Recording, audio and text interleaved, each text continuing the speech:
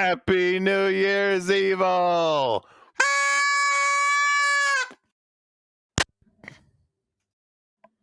Hello, internet fans, and welcome to another episode of the Buddies Forever live stream with your hosts, Rotten Roger DeMarco and New Year's Evil!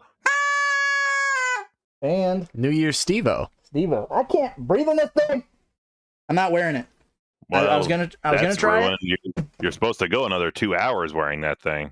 I'm No, not I doing put that. I put the filter over the lens. We're good. I'll wear it. This Holy- Yeah, just hand it to you. Just hand that to the back room. Hand it to me right off over here. 3D. Oh, other way. Yep. Other way. There. No, Yeah, thank wrong you. way. I don't know. All right. It is fucking New Year's Eve, and we're gluttons for punishment, and we said, you know what?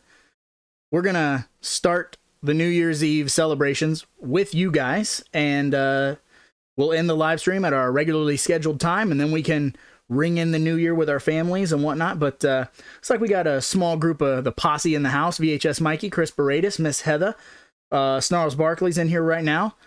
We did not necessarily expect a large crew. I expected at least 328 people.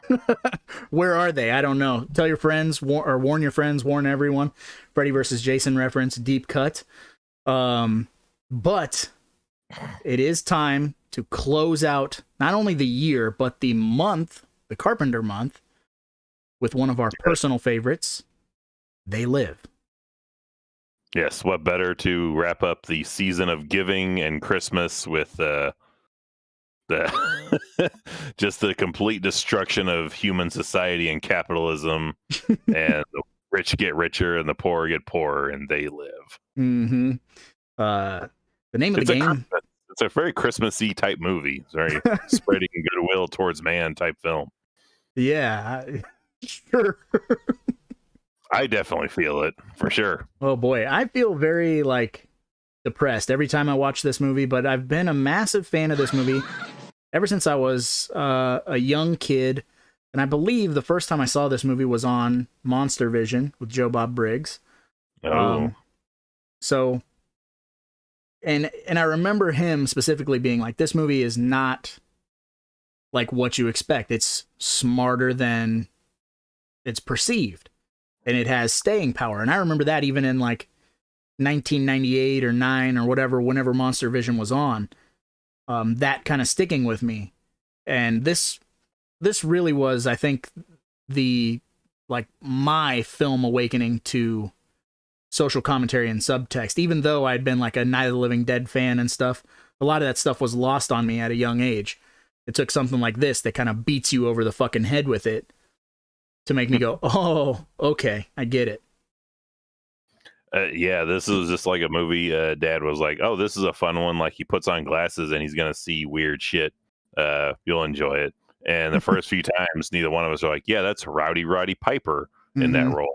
Not until having years of wrestling under my belt, and then going back, still probably too young to watch it, renting it again and going, "Holy shit, that's Rowdy Roddy Piper."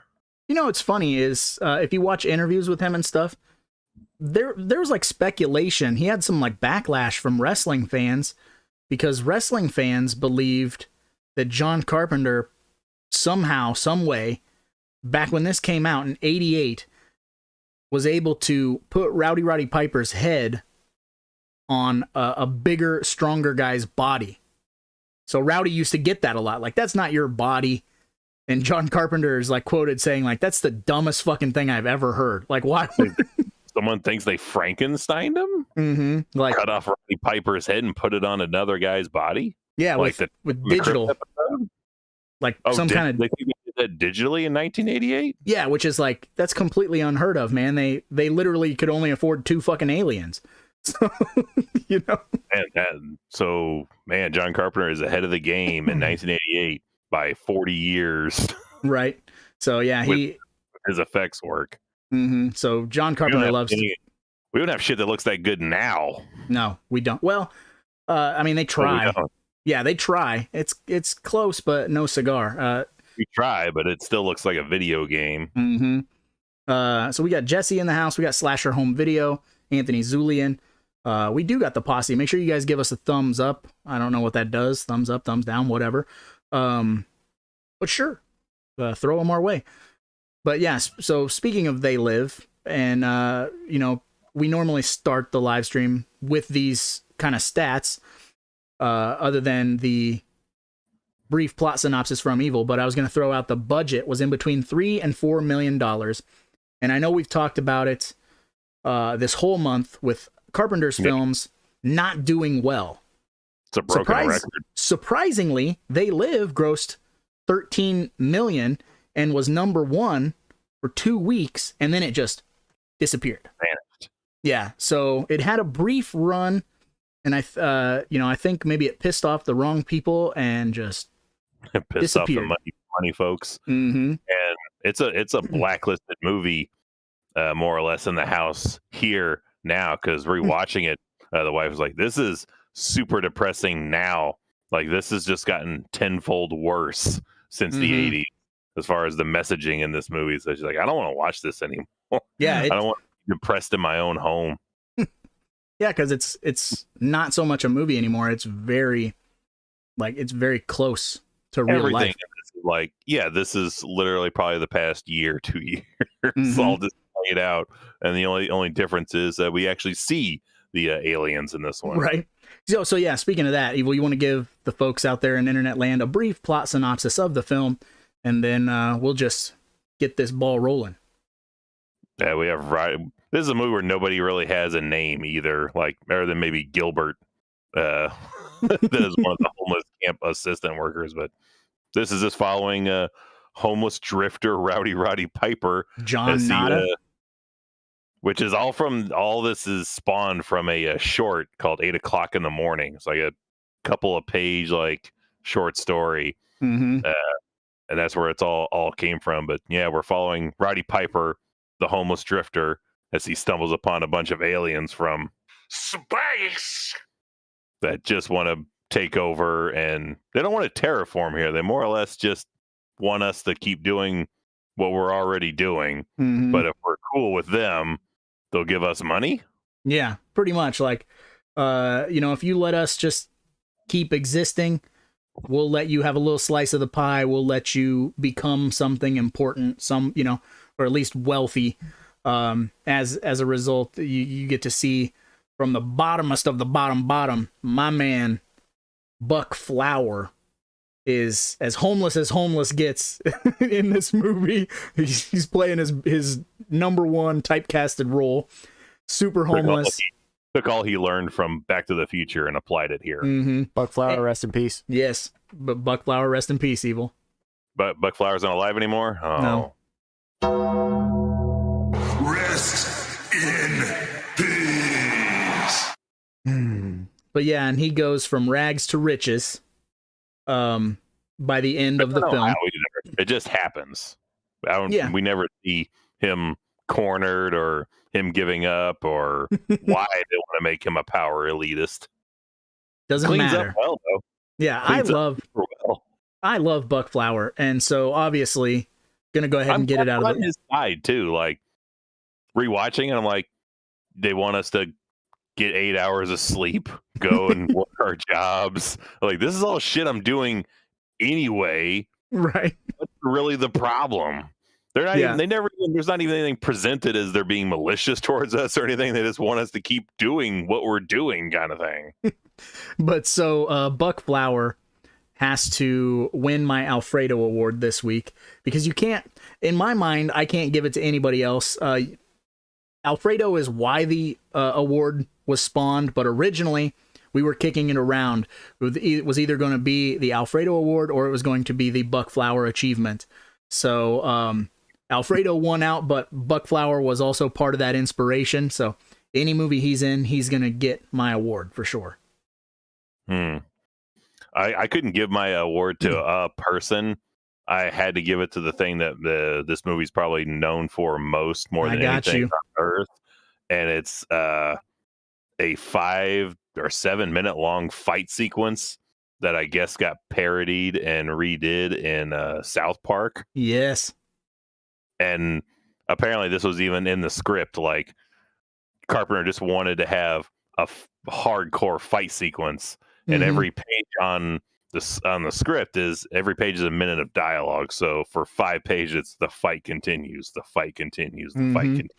And they wanted it to like a throwback to old school Western fights.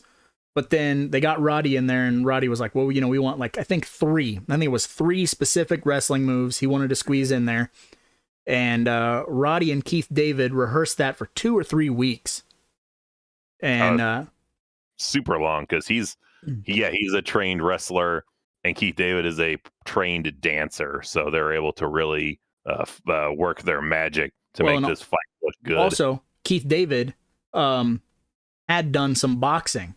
So, and Jeff Amata, who plays basically all the aliens in the movie, he was also a stunt coordinator and helped choreograph this fight. And so in the special features, he kind of talks about Roddy was pretty dialed in. There was some tweaking they had to do, make the moves a little bigger so they look better on film. But then, with Keith David, when you're boxing, you have a very tight style. So he said, well, for film, we're going to loosen it up. We're going to put his hands out here. We're going to let him kind of, and so they got punched in the eye. Yeah.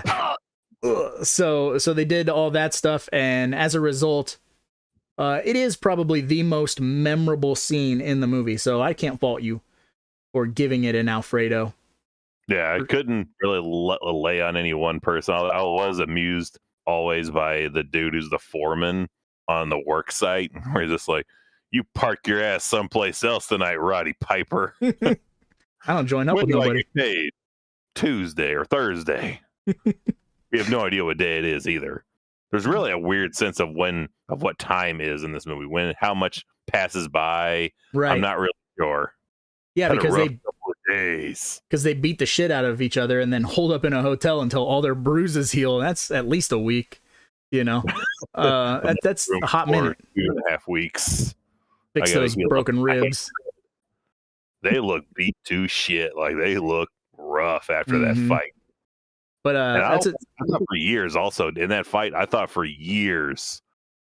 don't know why, but I thought for years that car that gets the back window busted out, I thought that was Keith David's car. I thought so too, because the way he reacts to the window getting busted out.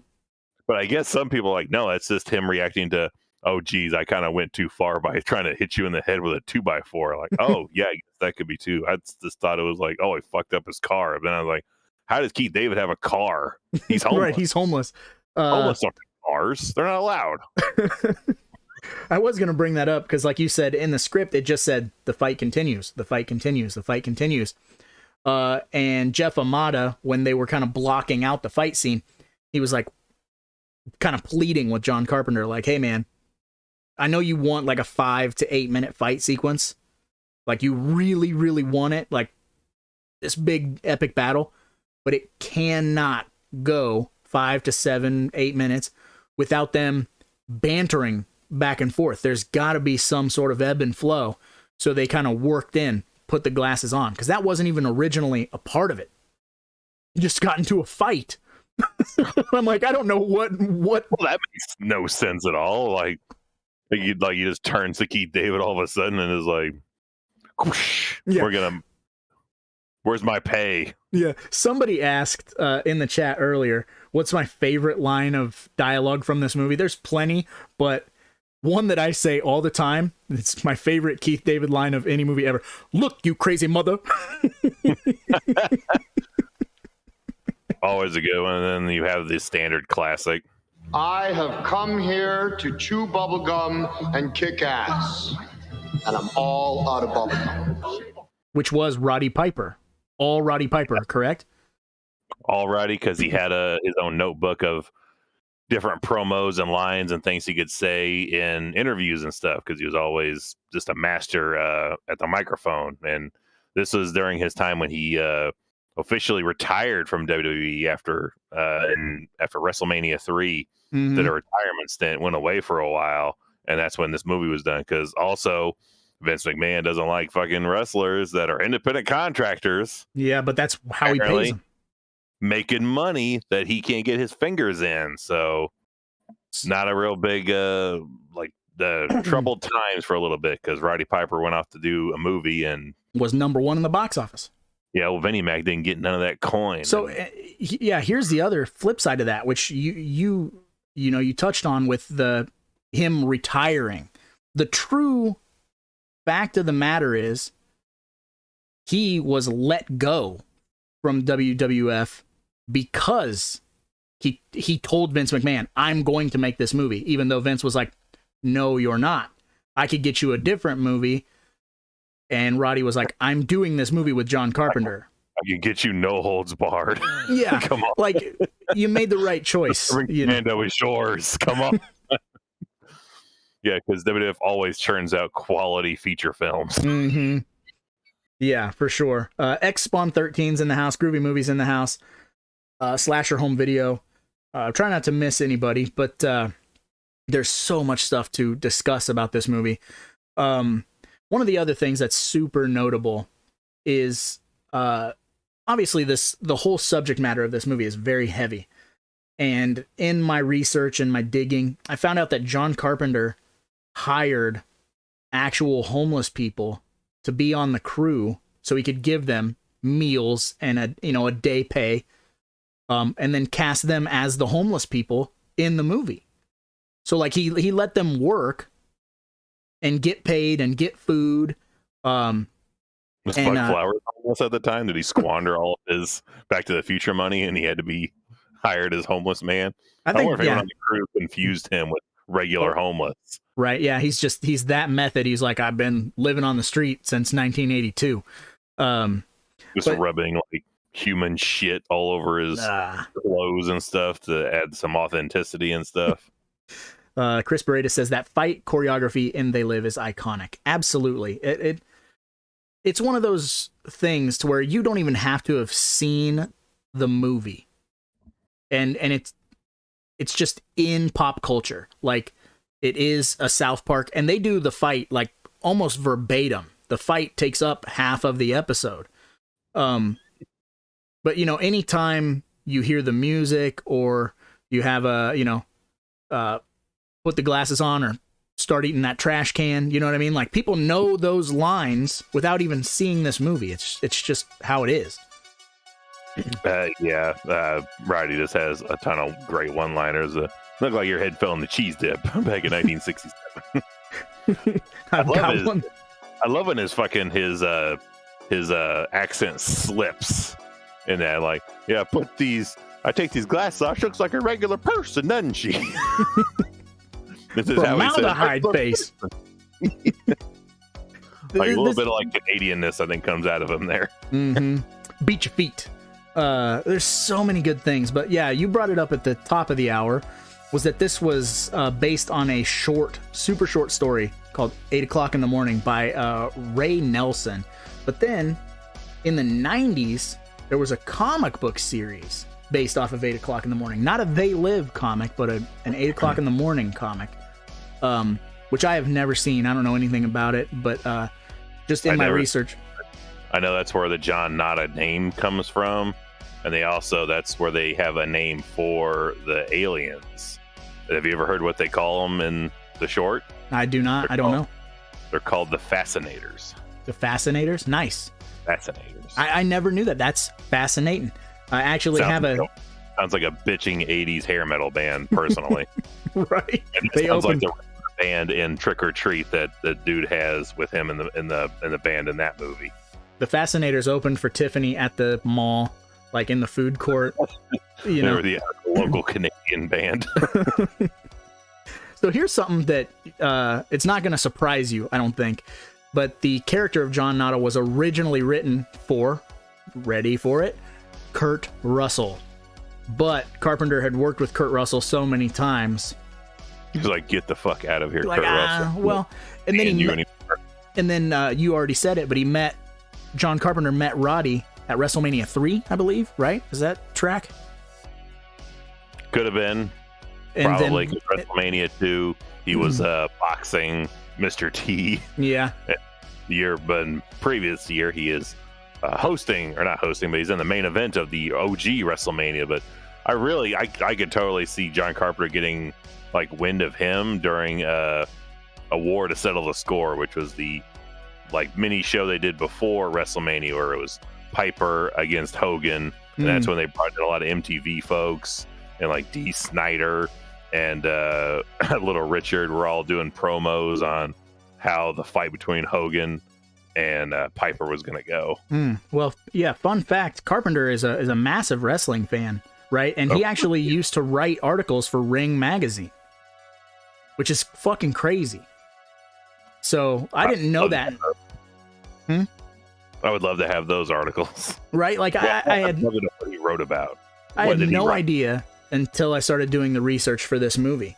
But so that kind of blew my mind. And then there's a big list of people who were considered to play John Nada. Also, that is, I didn't write down all the names because I was like, this is too many. But so guys like Alec Baldwin, Michael Biehn, Brian Bosworth, Jeff Bridges, Bruce Campbell. Bosworth. Yeah, the Boz. Bruce Campbell, Wow. Tom Cruise, and a shitload more. There's a giant list out there of people who were considered, and it's like that's crazy. I could see it landing on Kurt Russell, but the movie just needs Roddy Piper. Like he just brings something so different to the role. Well, he can bring that because he's not really stretching too far, because he had a rough upbringing and did live on the streets for a long period of time. Wrestling is kind of what saved his life, because he's like 15 and then was living on the streets. And he had a pastor that was like, "Have you ever seen professional wrestling? You get into that, like they'll pay you this much amount and you can stay in the youth hostel, only a quarter a night to stay in the youth hostel. Make so much I could get 3 months rent to stay there." And then you just fall into the trap of like, take him to Kansas City and then take him up to Canada with the Stampede Boys. So then it just snowballs from there. But he lived a homeless life and a rough upbringing for a long time. They didn't talk about a whole lot when he has been interviewed in the past about his. He was like, "As is not good. I had to go." Yeah, so he tapped into something, very, very authentic in that role. But he's also the most. I know he wasn't Frankenstein or CG'd, but man, is he the most ripped and buff homeless man you've ever seen in your life. Right? It's like if Freak was living on the streets. We got Rusty Lungs in the house, Slasher Home Video. Redoubt said, okay, Michael Biehn in the role of Nada could have worked well. I hate Michael Biehn. Personal reasons, I hate Michael Biehn. I like him. But I could see him and Bruce, I think, would be good, like, runners up to take the role. For sure. I mean, essentially is looking like a homeless man and fucking the Terminator, so he could do it. Hey, buddy, did you see a real bright light? You recast that as Buck Flower, and then he steals Buck Flower's oversized pants. I did. Oh, yeah. With the fucking, like, ripcord tying them in a knot or whatever. He's got to, otherwise they look like Hammer pants because he's so much heavier and bigger than Michael Biehn is. Oh, here come the hammer. You already brought his name up once, but pull him to the side, that does the hammer dance to the side to avoid getting punched by the Terminator. As he avoids gunfire from the Terminator. Oh, stop. Reload. Hammer time. You brought him up already, but character actor extraordinaire and buddy of John Carpenter, who seems to be in every John Carpenter movie ever, our man Peter Jason in this movie as a little double role. At first you meet him and you think, okay, he's kind of in charge of helping feed these, homeless people and fix their shelters and stuff like that. And then we start to, from John Nada's perspective, keep an eye on this because Nada is, he plays by the rules, but he's skeptical of things. And so he starts to kind of pay attention to Peter Jason and realize that there's something going on. And at the beginning, you kind of feel like, is it drugs? Is it guns? Something bad is afoot. Yeah, but it's not anything bad at all. They're actually like a militia group, like freedom fighters, essentially. Yeah, which can come off in one way as that, but at the same time, you're like, is that good? Like, are there good militias? Right. Good and militia in the same sense. Because there's the other thing that's kind of weird to watch it nowadays, because in the 80s and watching it probably up until at least 5 or 10 years ago, you're like, yeah, Roddy, fucking blow him up, get him, go get him. And now you watch it like, Roddy Piper is a fucking mass shooter. Like, that's true, everyone watching, like, he just rolled into a bank and starts murdering folks. Did you kill anybody? Aliens? Yeah, but they were all bad.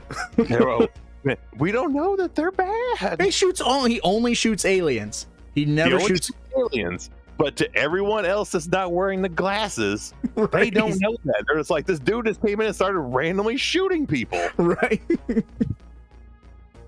Roddy Piper is a terrorist. That's true. He kind of is. But yeah, so Peter Jason, again, like we've pretty much every week he's been brought up in some capacity. The only movie I think that we covered he's not in is Big Trouble in Little China. But he's always. Where would you put him in that movie?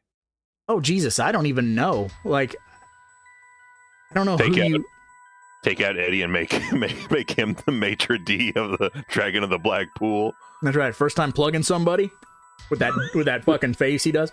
Yeah, you got tools, we could use them. I love him, and sadly, the motif of tonight is a lot of character actors, a lot of people no longer with us. He's not with us either. Peter Jason is no longer with us. Rest in peace. Well, that's a bummer. It is a bummer, but he's amazing. It's so funny when you give a guy like Peter Jason just the tiniest role.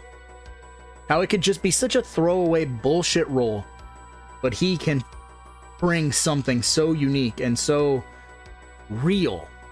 I don't even know how to explain it. He has a very different delivery. We talked about it with Arachnophobia as the coach. He always kind of does that thing. He kind of talks out of the side of his mouth. It's very he has almost Farley-esque. He has a workman's ethic look to him. Looks like a dude that would definitely like repair your plumbing and give you a fucking decent deal on the work. Like, he's not going to upcharge you. Well, and also, teach you how to do a tackle or, a good jump shot, because he plays that coach fucking perfectly, like a high school coach. Spot on. You know the patterns. Like the back of my hand, coach. So yeah, we brought up Jeff Amata, because he was a stunt coordinator, but the other important person behind the scenes with this movie, hopefully don't butcher this name, Frank Carasosa, who was responsible for kind of designing this look, which I know a lot of people don't necessarily like it. I've come across a handful of horror fans who don't necessarily care for it, but I've got it tattooed on my leg. I love this look. I like it. The only time it doesn't work is the one scene where they're in the random shop, and the two business guys, the one Debbie Downer business guy, is like, man, I'm never gonna get that raise. Go and for it, man. Yeah, you can hear him trying to say it through the mask. It's like, oh, go for it, man. Just don't worry about it. You can hear he's not clearly speaking through the thing. Yeah, and Carpenter. Yeah, and that was a very conscious decision with Carpenter. He wanted them to kind of feel like rotten corpses, but they got this bright blue skin. They're real, they're just different looking, as opposed to your friendly aliens of the time. Close Encounters of the Third Kind and E.T. and stuff. So with that on the plate here, I want to quickly jump to the very end of this movie, because I need to ask the question. This movie ends maybe in the best possible way with breastises. Yes. The code is broken conveniently because it's in the same place where Roddy Piper is in. So he busts up the signal. So everyone is awake now. No one is no longer asleep. They see these creatures for what they really look like. And the movie ends with a woman writing, an alien. She looks down, and that's the last thing you see is an alien on his back going, "Hey, what's wrong, baby?" Boom, boom, boom, boom, boom. Switch out the spots. It's you, and you suddenly realize it's an alien lady. Do you finish? You didn't even have to finish that sentence. Yeah, twice. Is their entire body rotten and gross? How do people not feel it? Well, it's Feel it. They're asleep. yeah, it's like mass hypnosis. They're just ignoring it. Yeah, that makes sense. It's essentially mass hypnosis. Which that's another good thing you brought up about the little box on top of all the streetlights that spins in a circle and says, "Sleep, sleep." I think it Sleep. says That's Super hot vibes. there you go. But it's John Carpenter's voice. Oh, really? That's fantastic. Yeah, so that's super fucking cool. And another thing that I absolutely love about this movie is its overall use of matte paintings. Because every time they put the sunglasses on and look at signs and stuff like that, those are all matte paintings. So they just had the frame of like the actual building and then painted it grayscale. Which is fucking awesome. And there are tons of them throughout this movie. And like, for the most part, I'm none the wiser. The only time where I'm like, that might be a matte painting is when it's this like cityscape. When it's a wide shot of the city, I'm like, that might be a matte painting. You know what I mean? But it ages really well. Yeah, it looks flawless. I can't tell a difference. And on that same line, I know we don't do it for this. We do it for our podcast. But if we were playing the prop game for They Live, I want to take one of the dollar bills that say, "This is your God." Oh, absolutely. Yeah. Frame it up, and I want it crumply as shit too, like just a shitty dollar bill. That's just the best part. That is amazing. Then that'd be my whole day, is just seeing what different shit looks like with these things on. Mm-hmm. All the magazines and shit. Yeah, it's like taking those taste tripping pills, those Miracle Berry pills, and trying different foods and stuff in the fridge. Like, you're gonna look like some creatures from They Live with sunglasses on. Ben Grimm brings up an interesting point, but these aliens have the same sex organs as us. What if it's like, what's that Scarlett Johansson movie, Under My Skin or Under the Skin, where she's like an alien and she wears under my skin. She wears people skin. Like 90% of animals on Earth have people organs. What are you talking about? Yeah, but they're not from Earth. They're from fucking planet Zaxion. Yeah, or that just implies that most evolutionary lines evolve into extended and distended genitalia. I don't know. I like what Mikey said. They only do butt stuff because they have to have a beehole. They have to expel stuff. If they don't have a vagina, they physically have to do butt stuff. But does the poo look the same? Does it smell the same? Does it look like alien poo? I don't know. Is it blue and rotted? I would think it looks green, like a dark green. Gross. Like they were drinking blue Kool-Aid all day. 64 ounces of Kool-Aid.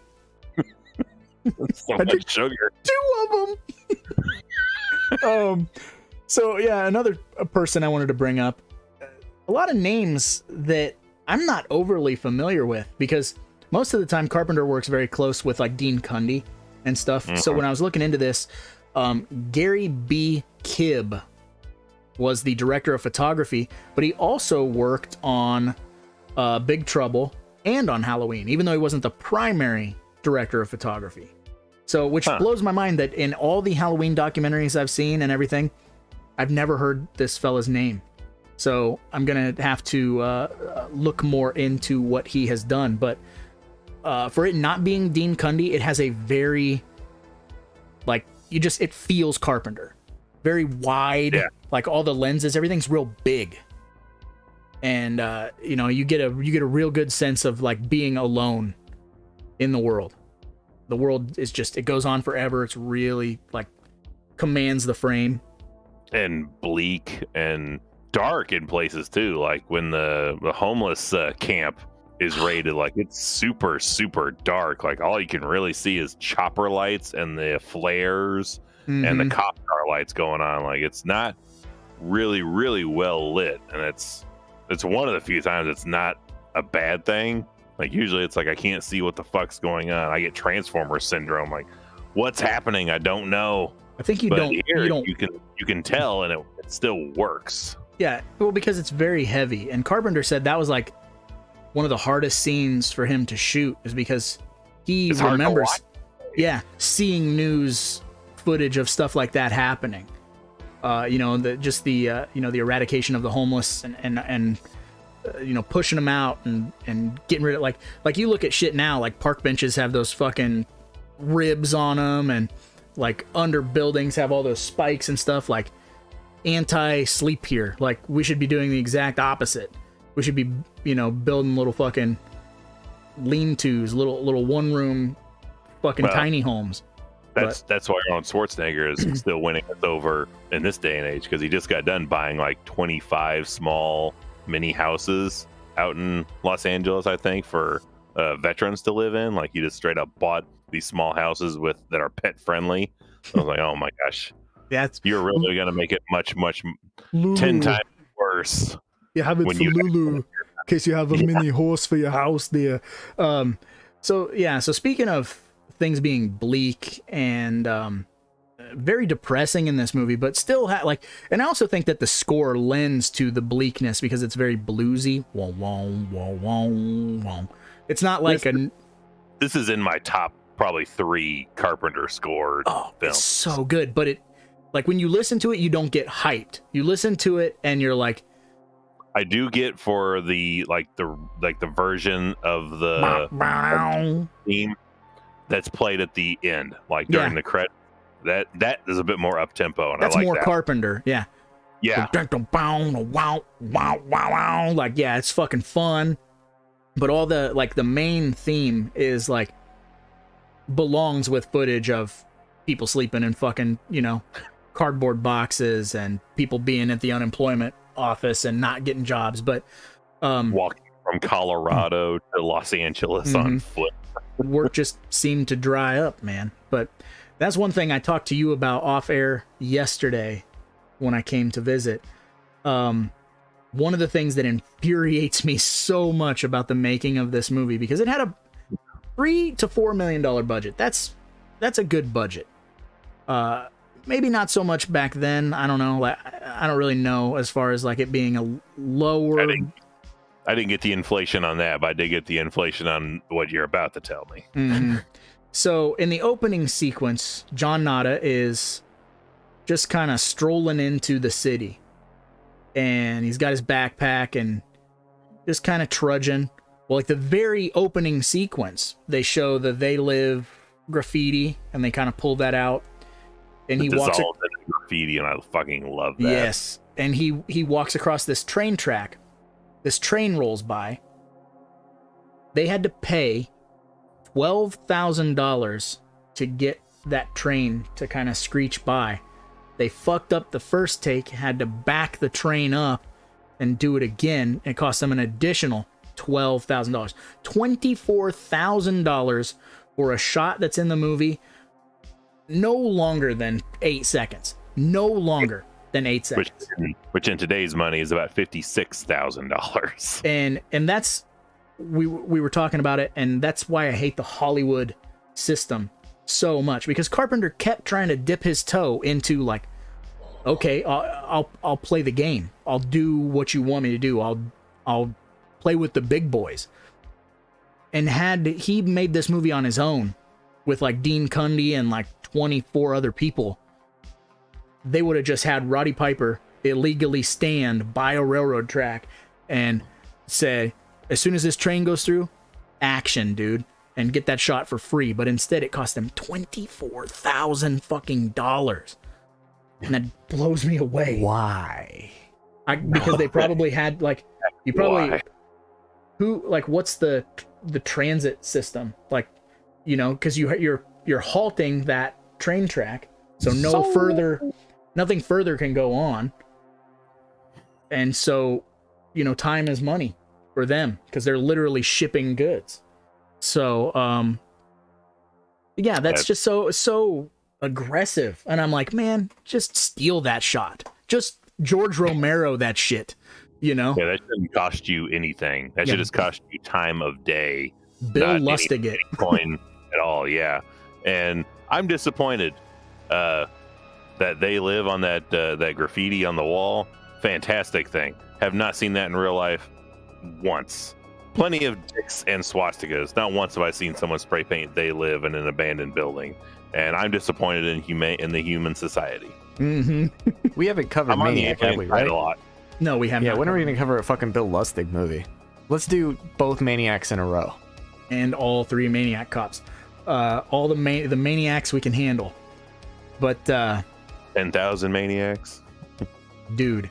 We can't do that until I get a copy of that movie, The Invisible Maniac. When that's put into a format we can all own, then we'll have a Maniac month. Maniac May. How about that? There you go. Next month is a 5 Friday month. 5 Friday. We'll just have to do... You mean in February? Am I right? No. I'm I not. don't know. No, because that's today.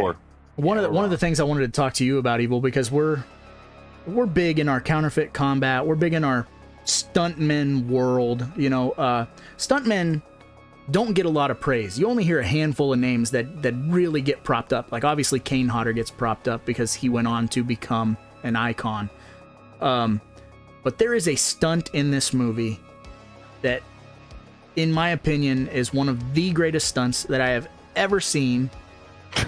And Is it the one that I'm pretty sure like someone had to die to make it? Falling out the window?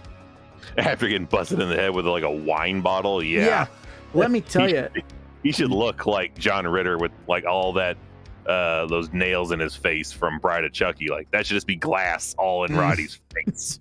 But that stunt, nobody ever talks about it. And that's a monster fall, dude. Like that's a hot rod level fall. Yeah, when you look at that, and especially on this Blu-ray that Shout Factory put out, they have a like a vintage making of where they show Meg Foster hitting Roddy with the sugar glass bottle, and he kind of takes this couple steps towards the glass, but then they cut, and I believe it might have been Jeff Amata, the stunt guy, taking the fall. Don't quote me because I'm not 100% sure, but this stunt guy goes out this window over this balcony, and it's on a hill. So they had built like a wooden platform that sticks out of this hill like a good 6 feet, and they got some boxes and mattresses on it. And if you watch him hit those boxes, he is like inches away from missing that platform completely, which would have fucking killed him. Yeah. That whole fall should just be what the menu screen is on repeat. Just and yeah, watching it, I'm like, wow, he just took a wine bottle to the fucking cranium, and then out a plate glass window, and then down, not Hot Rod Roddy Piper, but Hot Rod the Stuntman movie level fall out of this window, and he doesn't have a scratch on him. Like he's fine. He just gets up, like dust that shit off, and was like, I'll sleep under an underpass tonight, I guess. He's just okay. Another day in the life of Piper. He's okay. Minor flesh wound. Both cops dead. Yeah, he shoots those 2 cops. Nobody hears this gunfire, like car backfire. I don't know. Yeah. No one seems to bat an eye about this going on in the middle of the street in the day. I've just shot a man, and I'd like to confess. I shot 2 policemen, and I am still standing. Mm-hmm. It doesn't matter. Not in this world, man.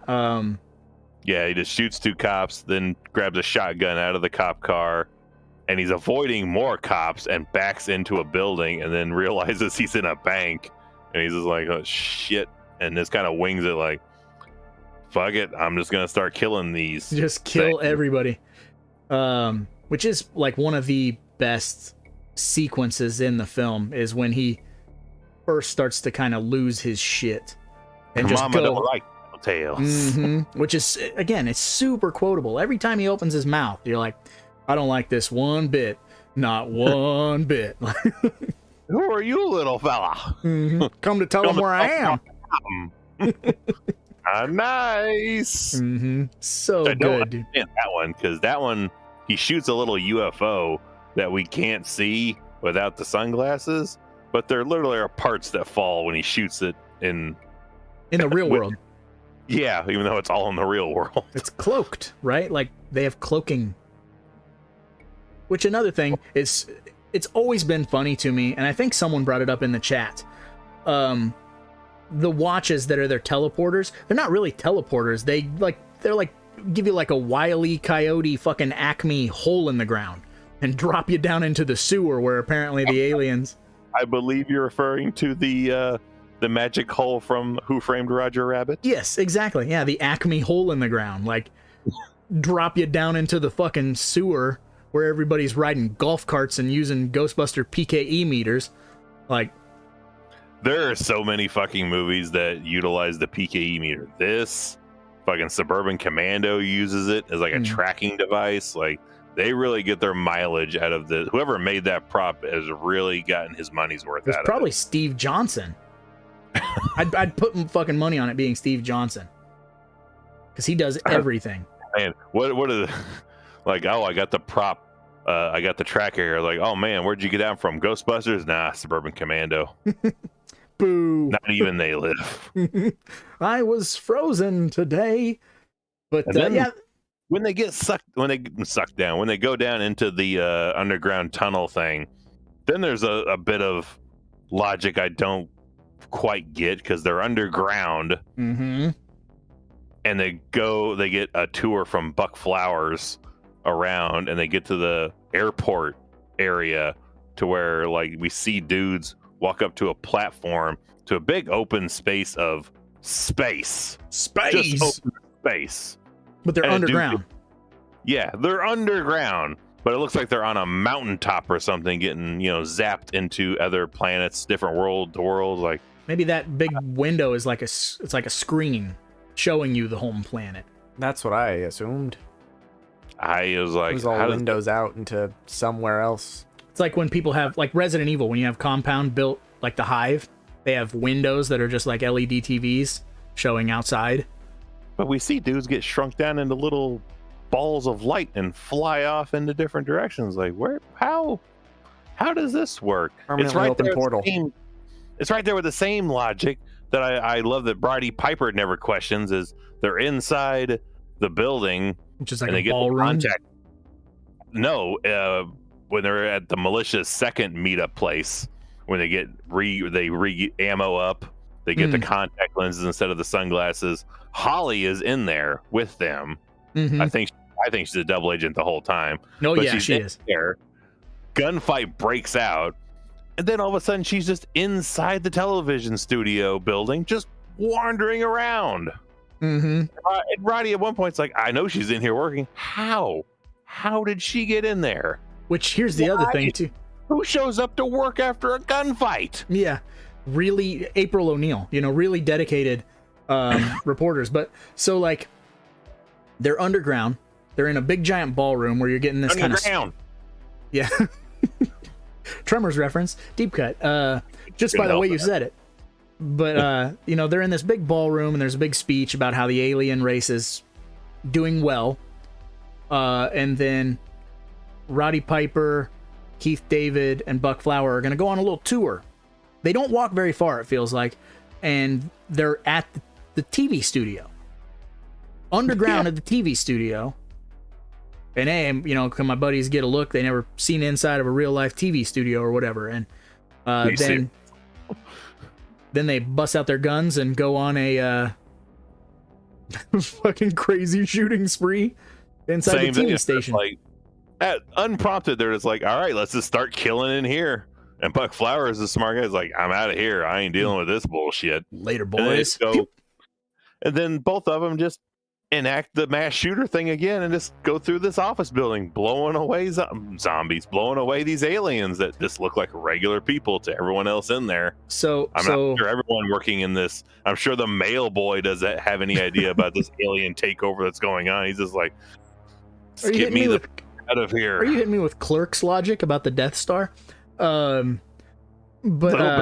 Yeah. I'm just trying to look at other people's perspective on what they're seeing when they see these two guys with automatic weapons rolling through this TV studio. Tim Robbins Like, working in the mailroom, building hula what hoops. we would be seeing. Like, yeah, we see what Roddy sees, but what are we seeing that are still under hypnosis seeing? Like, this guy needs to be put down. Kill Roddy Piper. Yeah, oh shit. Not to mention collateral damage from behind those walls. That's true. Never fire a gun unless you know what's beyond what you're firing at. Mm-hmm. So yeah, spoiler alert for anyone who hasn't seen this movie, because my wife has sat down with me numerous times to watch this movie. A, she either falls asleep, or B, she has to go and do something, because most of the time I put this on very late at night. So this week during prep, she was like, oh, like in the middle of the day, I'm real excited, I want to watch it with you. She had never seen the last like 20 minutes of this movie. She had no idea Meg Foster was bad. And when Keith David got shot in the head, my wife got so fucking mad. I mean, they straight up Leviathan him. That's just our fucking vernacular for that. Like, that's what that's called now.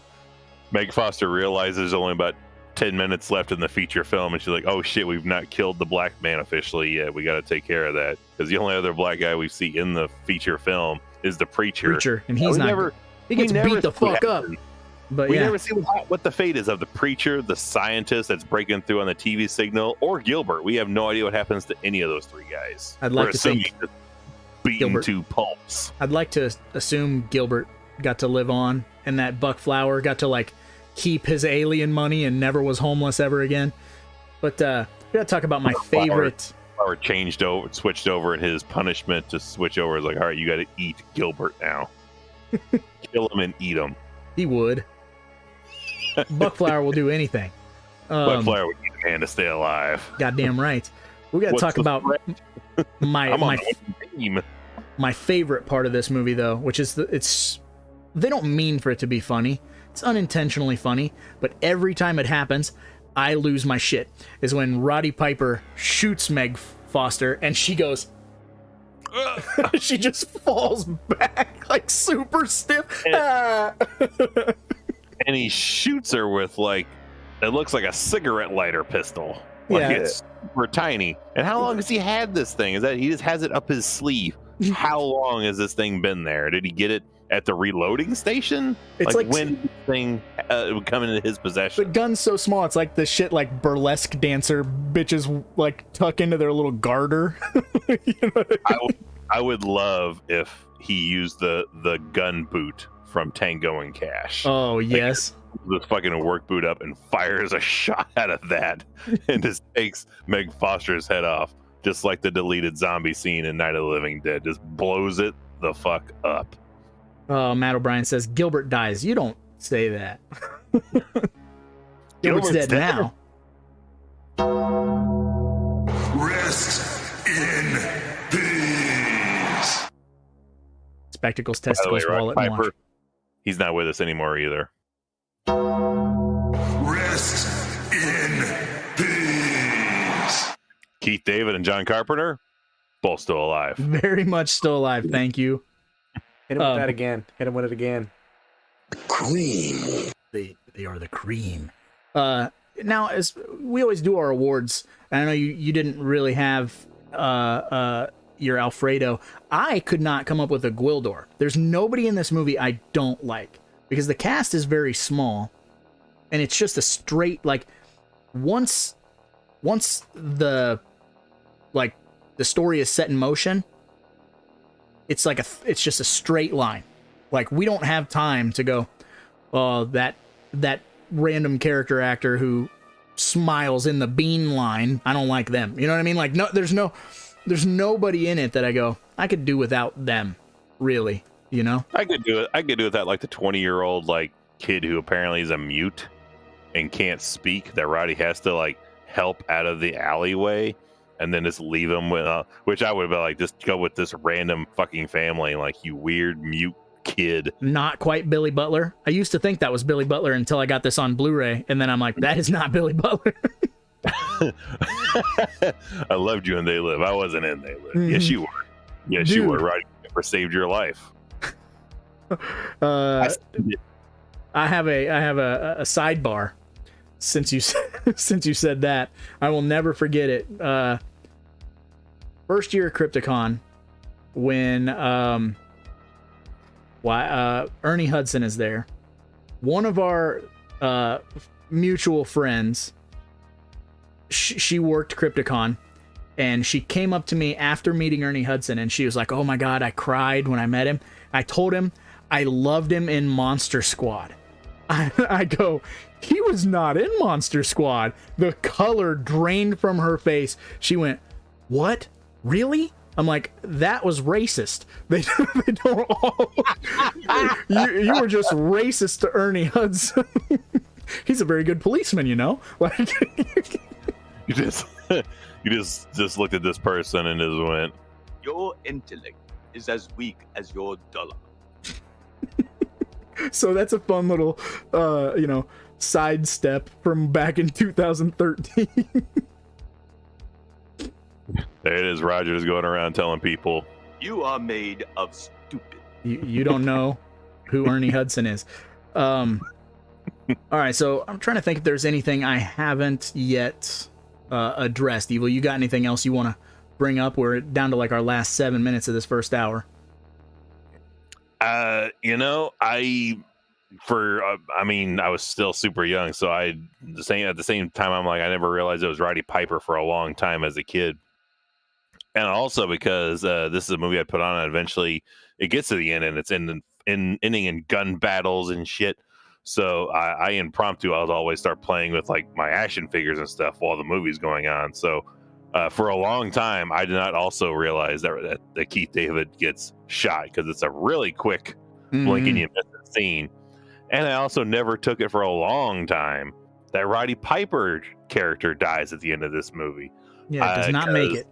Because he's still alive, and he also doesn't take really getting shot too well. It's almost like he just got hit in the back of the head with like a steel chair or something like that. Yeah. Like he just collapses. But I do love he's giving the finger, fuck it. And it's like, I gotta. And with that same little pea shooter that he blows away Meg Foster with, annihilates this huge, like, I don't know what this thing looks like. It's like the satellite from Stay Tuned. The satellite of love, yeah. This huge contraption, this one little shot from this little pew, and it just blows up, and everything, like, yeah, everything then you get changes. the foiling. You look like shit. Like nothing changed other than what they look like now. So apparently, vanity is America's downfall and stopping whatever this is, because everything else nothing's changed except now you can see what they really look like, and clearly we can't tolerate that. Ben Grimm has some sad. He said Meg Foster was at a Q&A at Texas Frightmare weekend this year. She was not all there. She couldn't remember a lot of things. Didn't even know what Masters of the Universe was, even though she played Evil Lynn.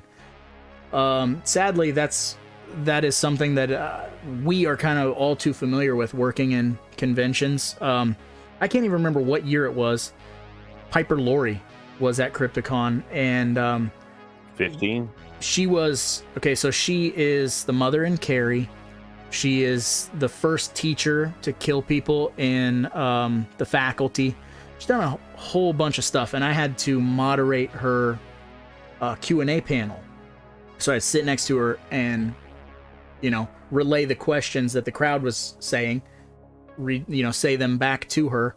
And she could not remember being in movies. She was just super confused. People brought up,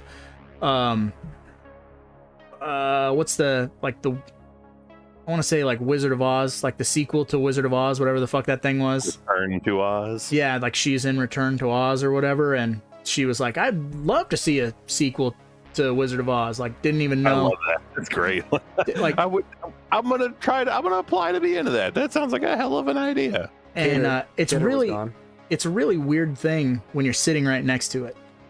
And any of us who are older have kind of had to deal with that with like our grandparents, or sometimes sadly enough our own parents. So it's really weird, and it hits home in a weird way. And like the atmosphere in that Q&A was so strange. Like people at first were like laughing, like they thought she was like making a joke, and then she was just so blank, and then it gets real somber real quick. I don't mean to go take it down that road, but yeah, I've seen that. I seen it. Mm-hmm. Yeah, and to bring that nice somber tone back to the film. Yeah, this was made in the late 80s. And yeah, much like everything Carpenter does, it just increases in value over the years. And I think this might be the one that increases the most because it just super rings close to reality now, even though we're dealing with an alien race that's just hanging out on Earth and treating it like the third world country.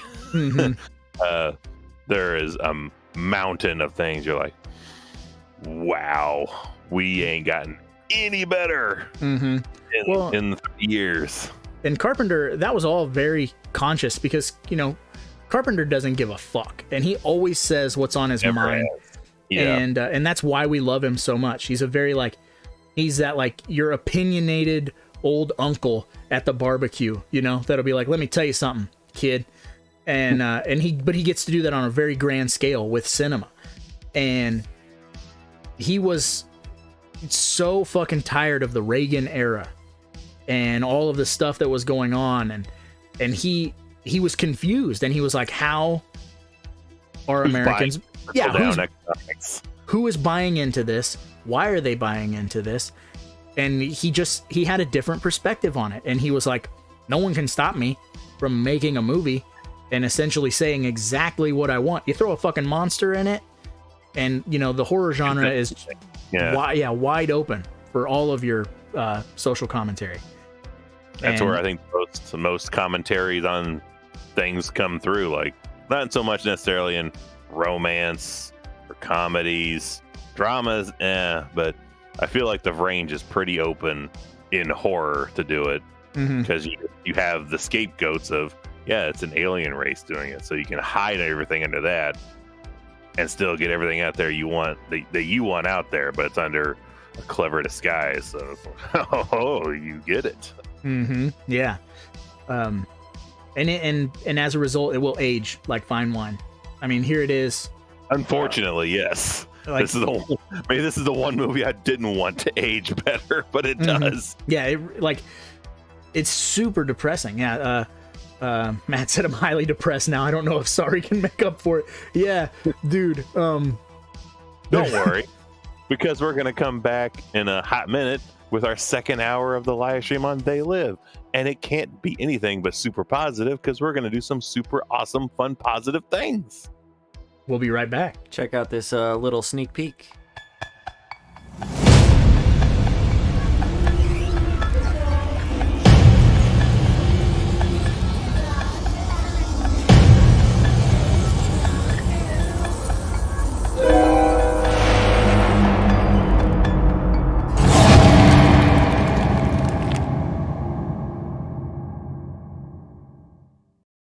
Blam!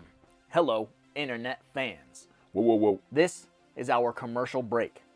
But just because it's a commercial break doesn't mean we can't interact and we can't have some fun. So here's what we're gonna do, guys. I want you to grab the weirdest movie you have from your collection, snap a selfie, and put that motherfucker on Instagram with the caption, I rented this at #3bvideo. And then towards the end of the stream, we'll pull up Instagram and we'll take a look at everybody's selfies. So the weirder the movie, the better. And this is gonna be a thing that we start doing every week just to involve you guys, to have some fun. You got a copy of Redneck Zombies, you got a copy of Cobra, whatever it is that you feel like showing off this week from your collection, bam, I rented this from #3B video. Just another way for us to have some fun with you guys and include you in the show just a little bit more. So go grab a drink, go take a piss, come back, snap a selfie, put that fucker on Instagram, and we'll take a look. You got about an hour before we dive into it. Show us your weirdest flick this week. Show us your newest acquisition. Show us something that you've picked up that you're super proud of, because we're just as proud of your collection as we are of ours. So show it off and let everybody see that you've got the ill shit too, and you're learning from 3B video. All right, I'm gonna go back so we can do the rest of the live stream.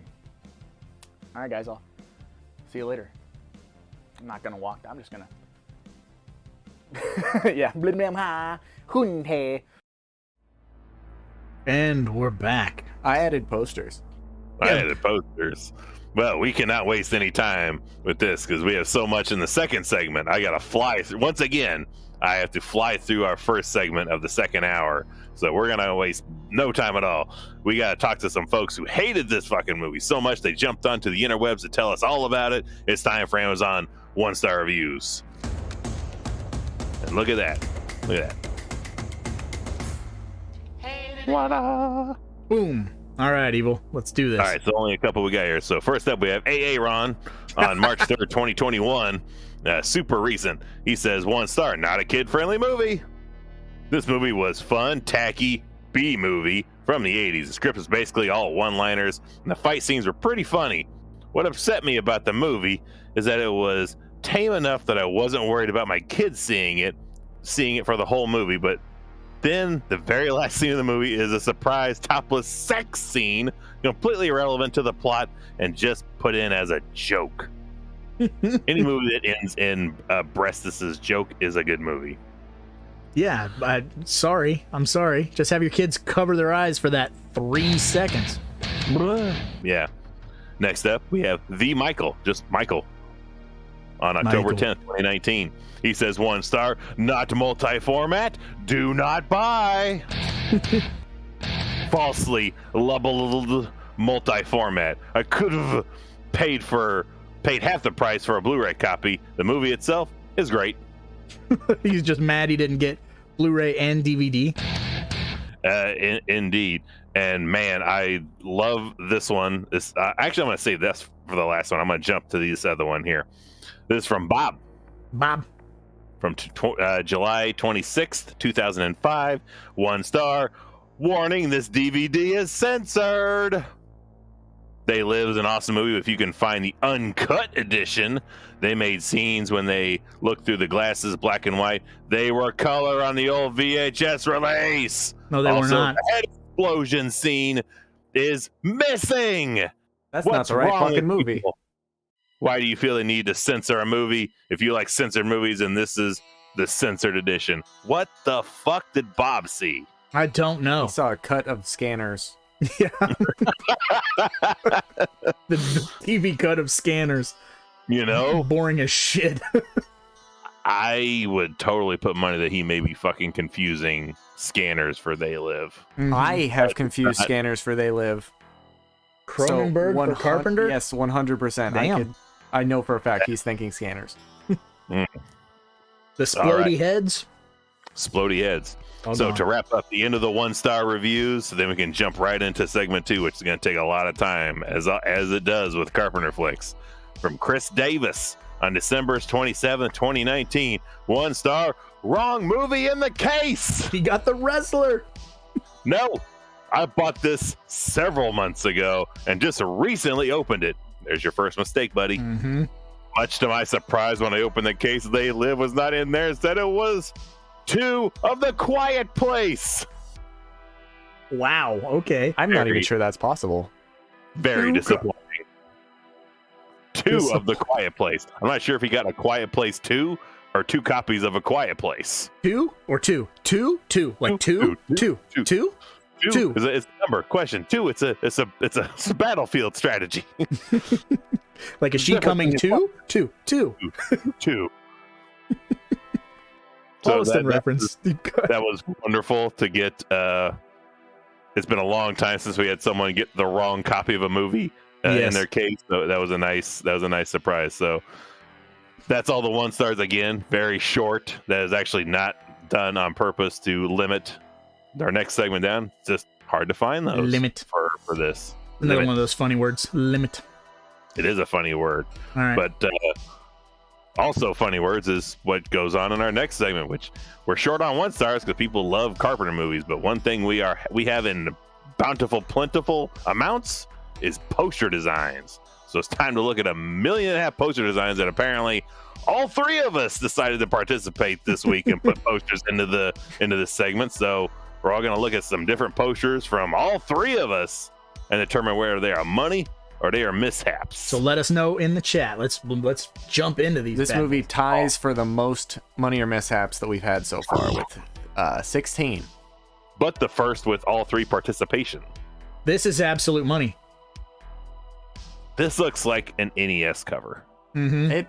I'm not a fan of how he looks. His thumb looks like it continues the nose. It tangents weird, so he just looks like he has thumbs for his chin and a thumbs for a nose. I love it. So you guys are wrong, but either way. He looks like Bruce Campbell when he got his head stretched out in Army of Darkness. It's a They Live coloring book, and I want it. Okay, I could definitely see that. That makes it money. Mm-hmm. That's his money. It's fun. It's cartoony. You can say mishap. You won't hurt my feelings. I have to. This is like the sunglasses. The whole Piper design is strange. That's my only problem with it. Some spaghetti hair, Max Headroom face. Yep. But it's money for me. I love it. It does look like coloring. I would get all 3 of those aliens tattooed on me if I had space. I'm going to jump over there on the camera and point it at the other They Live in this room eventually at some point when we're done with this. Move on to the next. What-oing. Very minimal. Not a fan. Minimal pop culture, but I like the sunglasses addition to it. And just the one. No, I like this. You don't like this? It's cool. I normally like minimalist stuff. I just feel like it's trying super hard with the faded. I really do like the first guy turning and looking, but that's about it. I mean, there's not much to it to like, but feels like a 50s movie. Minimalist. Yeah. Seems very 50s. The font gives it that 50s look, but I like that Yeah, I love it. It's money for me. Looks like money, NES all day. Matt O'Brien says money. Mikey said mishap. Mikey said he looks like Rocky Dennis. Damn, that's harsh. Heather said mishap. Redoubt said money. Matt said mishap. Looks like Michael Madsen said slasher home video. Yeah, I could see that. The Rocky Dennis before elephantitis. Mikey says this one's a mishap. Is this a Beatles movie? It's an Abbey Road, man. Yeah, I like this though. Yeah, why isn't he shoeless? I don't know. That's upsetting. Tarantino says groovy movie. Rusty Lung says, nah, this looks like an album cover. But yeah, I see the Tarantino. Ooh, that'd be a cool. But this is the LP cover. Yeah. Yeah. Yeah, that's where it hits. Yeah, like vinyl. Yeah, that'd be dope. That's where it smacks gas. Yeah, we heard that is a phrase. I don't like that. Smack, and it's gas. I can.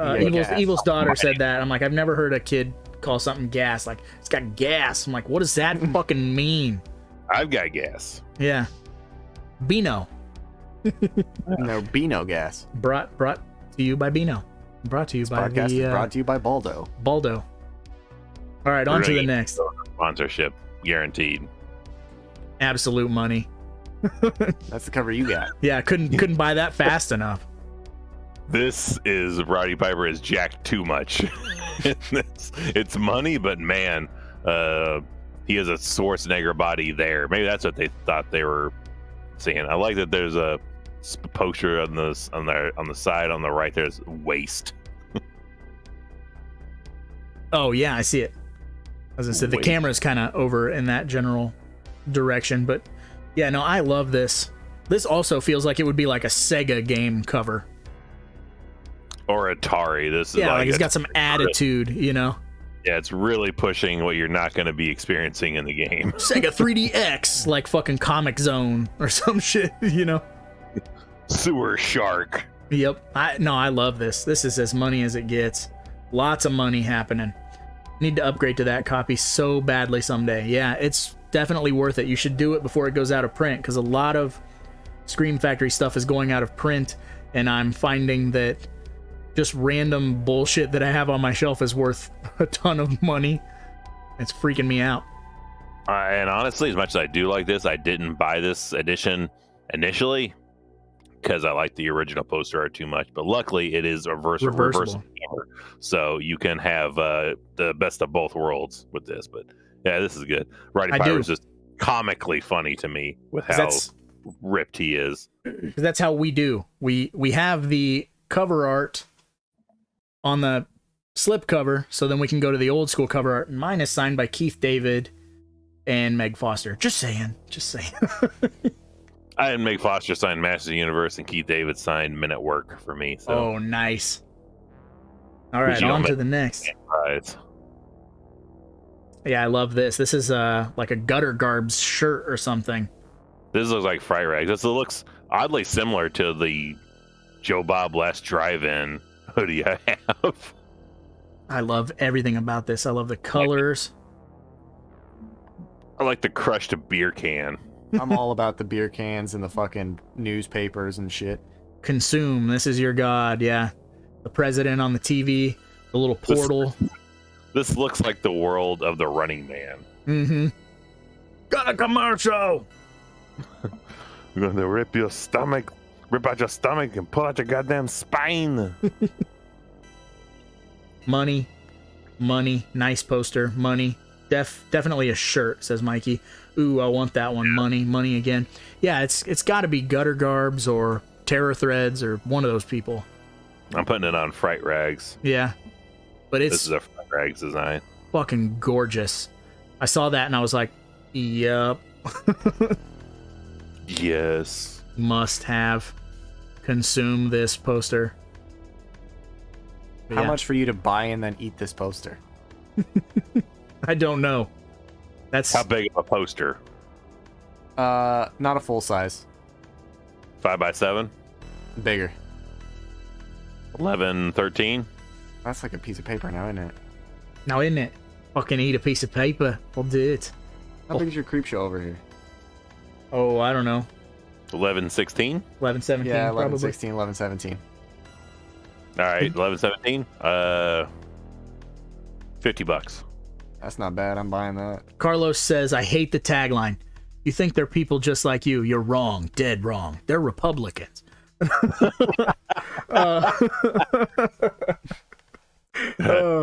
People kill them anyway. Why? Because they look different. What? Yeah. Whoa. Hey. Miss Heather says this gives me street trash vibes. A little. Money. Yeah.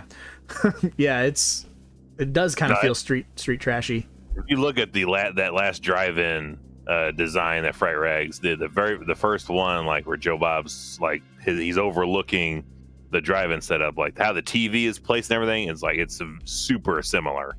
Probably the same artist, no doubt. Oh, Remix with a $10 super chat. Work our way up to 50. All right, so Evil, you got to take a shot. It's got to be all 50 at once. That's not how life works. Well, that's how I make the rules up on eating posters.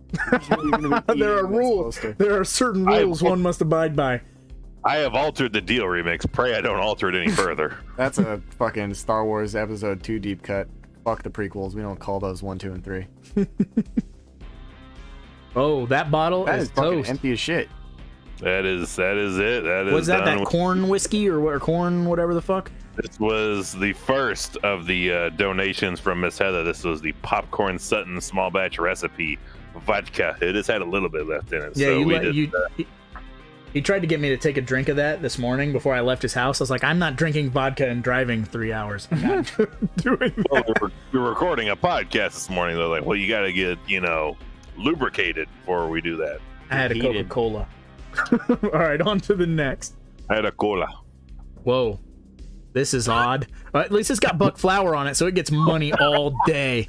Exactly why I put it in there. I'm like, Roger will love this one just because Buck Flower's in a tuxedo on it. Those sunglasses are fucking mad huge, though. And why does he looks more like Lex Luger or whatever. Hands are. It looks like Andre the Giant's hands. But it's money because it's got Buck Flower on it, so I don't care about anything else. Meg Foster looks more like an alien there. Mm-hmm. Looks like she has scanner eyes. Yeah, like big silver weird eyes. What do you mean? Isn't this Scanner? No, The scanner. this is Scanner This- Cop, and not to be confused with Scanner Ninja. Scanners is the uncut version. The cut version is They Live. Yeah, there you go. Ordered the wrong movie. Money, but only for $1. This poster looks very unique. Money, but it looks like it's printed on paper. What's Keith David doing? Crawling? Yeah. He's crouching. He's got his Han Solo on right there. Shooting someone in the leg. Mm-hmm. He has to visualize the kneecap, become the kneecap. It looks like a soap opera movie. Yeah, a little bit. Or like Now I'm just distracted by Roddy Piper's giant hands. This isn't the only one where he had giant hands. yeah, big He has old meat, big fucking. meat paws. I do like that in that art he has his wedding ring because he refused to take it off for shooting. So Yeah, he never did that. He's always a very dedicated married man. Mm-hmm. All right, yeah, that's Matt says that is a mishap then because it looks like a soap opera movie. Yeah, I'll still money for me because I've got Buck Flower. I'll literally, It's like I would. It's like the series finale of Dallas, where you Right. realize, holy shit, some of them are aliens. Yeah, Series finale of Dallas when Debbie shows up. and shot JR. And Debbie does Dallas. Yep. This is true. Mikey says mishap. All right, I believe we can move on. Oh, Ghana. Oh, Yeah. Ghana. Oh god. They clearly knew who Roddy Piper was. This is the only Ghana poster where I've ever seen a face look like the actual person. He has weird, like, rabbit teeth, though. But Yeah, he but gets. I'm more distracted by the skeletons with automatic weapons. What about the gorilla skull down at the bottom? This gets all of my money. This gets every dime that I've ever saved ever. Which What it's does it not say at the available, top? but I did find that Ghana poster book. Peace, something. And I Peace have it Video in Club. I have it in my Amazon wish list if it ever comes available again, but I do need to own. We all need copies of that Ghana movie poster book. Mm-hmm. Spoiler alert, I did find where you can get custom Ghana posters made, and let's just say Tapehead is going to have a Ghana poster. That's the reverse cover art. Groovy Movie with a $5 super chat says, Happy New Year's. Betty White is having a New Year's drink with all the Golden Girls. Rest in peace, Betty White. Betty White's gone? Mm-hmm. Rest in peace. We were waiting for that. We just didn't know when we were going to bring that out. Poor Betty White. 99. Like 18 days away from her birthday. Yep. People magazine just put one out. Betty White turns 100. Well, No. not. Guess not. Yeah, you missed that deadline. Just so everyone knows, she was the number 2 person on the death list Deadpool this year. So anybody that bet on the Deadpool is making big money. That's 12 out of 50. Man. Lots of mishaps happening. You guys just don't know, man. Oh, forgot John Madden. John Madden died. Oh yeah. Hit him with a rip. Rest in peace. Matt says mishap looks like something from MTV's Liquid Television. Yeah, like the head. Groovy God. Movie. Money with the National Geographic border. Yeah, with the yellow. My internet's been in and out, and this sucks. I'll have to watch this later. No problem, Zulian. You take it easy. Enjoy your New Year's. This video will be here long Forever. after we're dead and gone. You know, Rest in peace. I'm not dead yet. the Nintendo funeral music. Yeah, Well, then it's that's actually a cream. yeah. That You is two aren't creepy. dead. That's a cream. It's a ball. cream. Evil Groovy said, "Sorry to be a buzzkill." No, you're all right, man. Eugene Rawls says, "Happy New Year's, everybody." Yeah, Happy New Year. I hope you guys celebrate safely and have a good time. And Safely at home looking at They Live movie posters on a YouTube channel. yeah, I'm glad we could be some form of entertainment for you guys on your New Year's Eve. We're Maybe you safe. have people over drinking and you can introduce them to our channel. But yeah, couple of goons. All right, on to the next. Your money. Yeah, this is a steel book that I need to own. Yes. Doubt humanity. The 2 posters are like, we got to put that fucking UFO in there. Mm-hmm. I love it that the church is the like centerpiece. Yeah, it looks like they're gonna go blow up that church. Yeah, you know, they're mass shooters, man. We gotta go kill everything and everyone. Now let's kill that fucking band. Fuck you, everybody. Good night. Yeah, pure money. Zulian says money. We'll see what everybody else in the chat has to say about it. Money, money, money, money, money, money, money. Chop. Deep Rising reference. Deep cut. That's for sure money. Money. Love the church. Money. Money. Grand Theft Auto style. It does have a little bit of a GTA vibe to it. Yeah, I really like this, dude. Like, I would have a big poster of this, for sure. This would be a great tapestry. Big, like, comfy blanket made out of this. Chris Harris says money. I live in the boonies, so our New Year's is going to Walmart. Hey, I already did that once today. So... Funny yeah. enough, that building right there is a centerpiece in GTA 5. Slasher Home Video says mishap ? Mikey says mishap. Wow, okay. Yeah. I ain't mad at you. But it is I'm definitely in the money camp. Looks like Little Miss Sunshine. Wow. Hey, I like that movie. Man. What we got next on the chopping block? Ghostbusters font. Isn't the tagline supposed to be "We sleep, they live"? I feel like we haven't seen any posters that say that. Well, the tagline, there's a bunch of different taglines. We do have a really good tagline coming up that I like.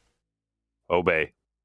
Yeah, this is your Alamo Draft House. It's to me, it's not money. Nah. It's like it would be either you would get it for free from Alamo Draft House, or it'd be like the cover of a press kit. It's almost money, but not quite. This is the cardboard cover over the DVD to try to get you to buy it for Halloween. I've got if it one was that just can the see. glasses. Just the glasses that say "Obey," I would totally get that. Nah. You don't need the satellite dish. Sleep. With a satellite dish, but it's also a target. Can you say "super hot" a couple times like that? Super hot. He doesn't know. He does. He plays super hot. Well, he's doing it to Super hot. Yeah, like that. Super hot. Mikey says miss crap. What? Slasher Home Video says mishap. Garbage. I hate. Miss hate. Man, Julian says money. So we got one. You know, that's what it's like. Everybody has a different art taste, and that's why we love to fucking include you guys in it, because we never know. I don't know, guys. I like it. See, yeah, that's totally fine. It's kind of missing the mark for me, but it feels very Alamo Drafthouse free print. You go in to go see a screening of They Live, and they give you this. It's supposed to be a hypnotized thing. In which case, I would take it, but I would not buy it. Because the satellite dish is hypnotizing you. Mm-hmm. Point. On to the next. Yeah, the fucking boom. The original cover. The greatest. Yeah, you can't get better than this. I love the palm trees in the background too of the of the reflection. This is fucking awesome. Miss Hate sounds like you like it. Yeah, that's what I was thinking. I was like, so you like it? You're misplacing your hate somewhere else. Was that for the vinyl release of the soundtrack? I don't know. Maybe. Mikey says I'm never impressed by amateur illustrator work. Again, different strokes for different folks. I've seen stuff that, like, I can't vibe with no matter how much time and effort goes into. But then, you know, you'll see something like this, and you're like, that probably didn't take a shitload of time, but it doesn't get better then. You know what I mean? Like, that's... But we all like strokes. I do. Stroke all the folks. Number one, money all day. Money. One of the best posters of all time. Yeah, agreed. I would take this in any, like, give me the VHS, DVD, Blu-ray, poster, tapestry, Put this as a giant decal over the entire surface of my car. You Yep. have a They Live VHS tape? I do not. What the fuck? I do It's not something you come across too often. It's tough to find. Yeah. Believe me, if I had found it, I'd have it. Like, actually holding this physically would be the coolest shit. Like, this has to be a physical case. It can't be like a poster. Right. I would love to have this as the poster over here on the flip side of Leatherface. I'd be fine if it was They Live. Giant Roddy Piper eye looking at me the whole time. Yeah. Judging. Redoubt says all DVD covers must kneel before this classic. Fucking A. Here comes the money. They Live is a very picturesque, so most picks are money. Yeah. It's really hard. Like previous Carpenter films, tough to kind of nail down the look for the poster. They Live, so far, so good in almost all of these. So, all right, on to the next. Whoa. It's like a comic book. Like it would be the comic book or like the official movie magazine. That, or I was totally thinking like the TV guide ad. Mm-hmm. Does feel very like magazine. Make this black and white and like, yeah, it comes on at 9 o'clock on a Wednesday night. Okay. To me, yeah, definitely has that type of vibe. Yeah, I could totally see it being like a one sheet. Or this is the cardboard clamshell DVD cover, the knockoff cheap artwork cover that you can get. You get the really nice Shout Factory, you can get this DVD with this cardboard cover on it. Yeah, at a yard sale. It's like some dude is printed. I do like the tagline on this better. Who are they? What do they want? They come in peace. They want sex robot? sex. I knew it. I knew it.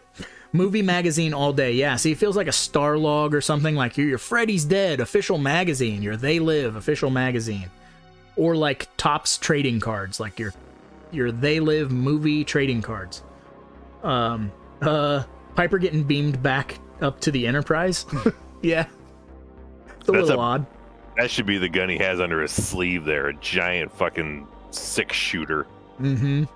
He just Dirty Harry's Meg Foster and that device. Blows a giant hole in her like fucking Death becomes her. Yeah. Yeah, so this is money, but in a weird way. Like you said, is either a magazine or as a like TV guide ad. This is a PS2 video game. Wow. Getting siphon filter vibes out of it. Wow. Yeah. The PS2 game doesn't have like a mainline distributor. Like it's companies you've not heard of. Brainasium potentially put this out. Creepshow type poster, money. Matt says money. Zulian says mishap, though. Groovy says money. Mikey says looks like a home printer from the 90s. I'd wrap up my gum in this before I threw it out. This is definitely a mishap. People are getting very violent with these mishaps. Mm-hmm. That's putting some cheese on it. Got 6 posters left. All right, on to the next. Hit me. Yeah, this is fucking cool. It's different, but it's super fucking cool. This is a We Sleep, They Live. I have no idea how to feel about this one. I initially saw it and I was like, I don't like this. And then I looked at it, I was like, actually, I kind of like this. And then I go back to, no, I don't like this. Reminds me of like Simpsons. Something it's super Simpsons. Simpson-esque. I don't know why. It's the Cincinnati Bengals skyline that fucks with me too. There's a lot of open space between the ground and to the mountains, which is strange. Is that a sports ball reference? Are you referencing sports? Yes, I'm a very big sports guy. I know sports. Yes. Get out of my house. Slasher Home Video said Good Times. Oh, like that last one was a Good Times DVD. Like, oh, perfect. That is fucking flawless. Yeah, I have so many Good Times DVDs that are just fucking garbage. I have some Good Times DVDs, but it's not made by the company. Wow. This live stream is brought to you again by the Baldo. Stuff your balls and your loved ones. Hump your loved ones with your balls. Don't demonetize us, YouTube. Money by yourself. Mishap looks like a MySpace wallpaper. Mikey says money is a Sierra Entertainment Money Steelbook. Matt O'Brien says mishap. Looks like a TV series on a streaming service, says Mikey. Money, never thought of the... This was the They Live Quibi series. It does have Mars Attacks vibes. Good call, Redoubt. Yeah. I will admit, I don't know what a Good Times DVD is. Good Times is a company that was a distro company that would put out movies late 90s, early 2000s, and their transfers were always bad and their cover art was always really shitty. They had like a big banner that says Good Times, and they were just rough. Layoffs. Cheap DVDs. Like my Halloween 3 is a Good Times, and it's terrible. And then you gave me a good Halloween 3. So... needs more clussy. I don't know what that means. Sure. Some sort of pussy. I'm not sure what kind. Where No, clussy. I'll call this money, but it feels like a... It's weird, isn't it? It's like a comic book. Weird. But I don't know why. Like, you know what I mean? I don't know much. But I know I love you. I could definitely see this as a comic book. I was like, I can't picture where this could have possibly been, but I could see like a They Live like comic series. Fourth issue 2. Like yeah, like not the first. Mm-hmm. Yeah, not the first at all. Second or third, maybe. It's okay. It's a very small amount of money because I don't know. Nah, move on. I can't. Thought it was clown pussy, but I was like, why are we talking about clowns? No, not that one. Yes, this is awesome. Fire. This would be like a metallic sticker, like those you get out of like the 50-cent machines. I know where I want this one. This is on a 3/4 sleeve baseball shirt. Oh, of course, yeah. The sleeves are black or blue, but this is fantastic. The blue pops. Mm-hmm. Yeah, I love this. Yes. And this also seems like it would be like a custom VHS tape. Like this could be a VHS sleeve. Real nice. Again, that goddamn UFO is... Hey, Groovy is asking, what NHL hat is that you're wearing? What NHL hat is this? Boom. Does that answer your question? There you go. Zulian There you go. says yes, money. Slasher Home Video says money. I love that color. Mikey says love this. Matt O'Brien says money. Yeah, this is fantastic. Absolutely. Gimme. Carlos Sanchez says money as well. So yeah, this is top notch. I would buy this so fast if someone had this at a convention, whether it was a poster or a shirt or a custom VHS tape. I will buy a $20 VHS bootleg with this cover. I'm not ashamed. All right. Yeah, a lot of money. So on to the next, and we can burn through these. Yeah, I love this. This is the novel. Mm-hmm. I really like this. It reminds me of like The Omen or something. I don't know. You know what I mean? Like it's got a really weird... In the Method Madness type vibe a little bit. Mm-hmm. Oh, and then you got the words in the background. Very nice. Didn't even fucking see that, man. It's like the wolf coming into the... Dude, that wolf was amazing. What the fuck is this green jelly shit all over my shit for, man? Green jelly, formerly known as green jello. Mm-hmm. Yeah, no, this love their music. The bear went over the mountain to see what he could see. The other side of the mountain. The jam with Hulk Hogan. You want to be in my gang? Yeah, my gang? I put the bang in gang. I like when Rambo shows up and shoots the fuck out of a wolf. Hello. For the novelization, money. 3B video colors. Oh, that last one, yeah, for sure. Yeah. Close. Let's see. I like this, but I need it in the last colors. I like this red, like kind of muted. This is so cool. Yeah. Who made this one? I think I may just go grab a copy for the wall. I don't know who made this. I don't know. That blue's pretty good. That's kind of nice. Yeah, I'm not gonna lie. Because they are blue. They are that color of blue. So. If you could make the bottom half then like bright pink, then It's not letting me do Like a hue. stuff. Well, I'm just Two-tone. letting me do the hue stuff, but it won't let me do two separate ones. I tried to blow up this poster because at the top left it says he came here to chew bubblegum and kick ass, and he's all out of bubblegum. Wouldn't let me blow it up. Money, green jello rules. Maybe the vinyl cover, money. I will post these in the Discord. And then you guys can do like a reverse search, or Remix can do that and let you guys know something. We'll figure it out. But just happened to be, I was looking for They Live posters, and it's one that I came across. So just Google search They Live posters, and you'll go down a weird rabbit hole like we do every week. every week. All right, on to the next. Yeah, this is another, feels like a this feels like one of those like crime magazines, you know. It'd be like Oh yeah, Tales from the Crypt, you know, crime thriller, crime fighter. Yeah, like I killed all of this. that's exactly what it feels like to me. Like they're printed on that shitty paper that's like National, or not National Geographic, but like a National Enquirer paper.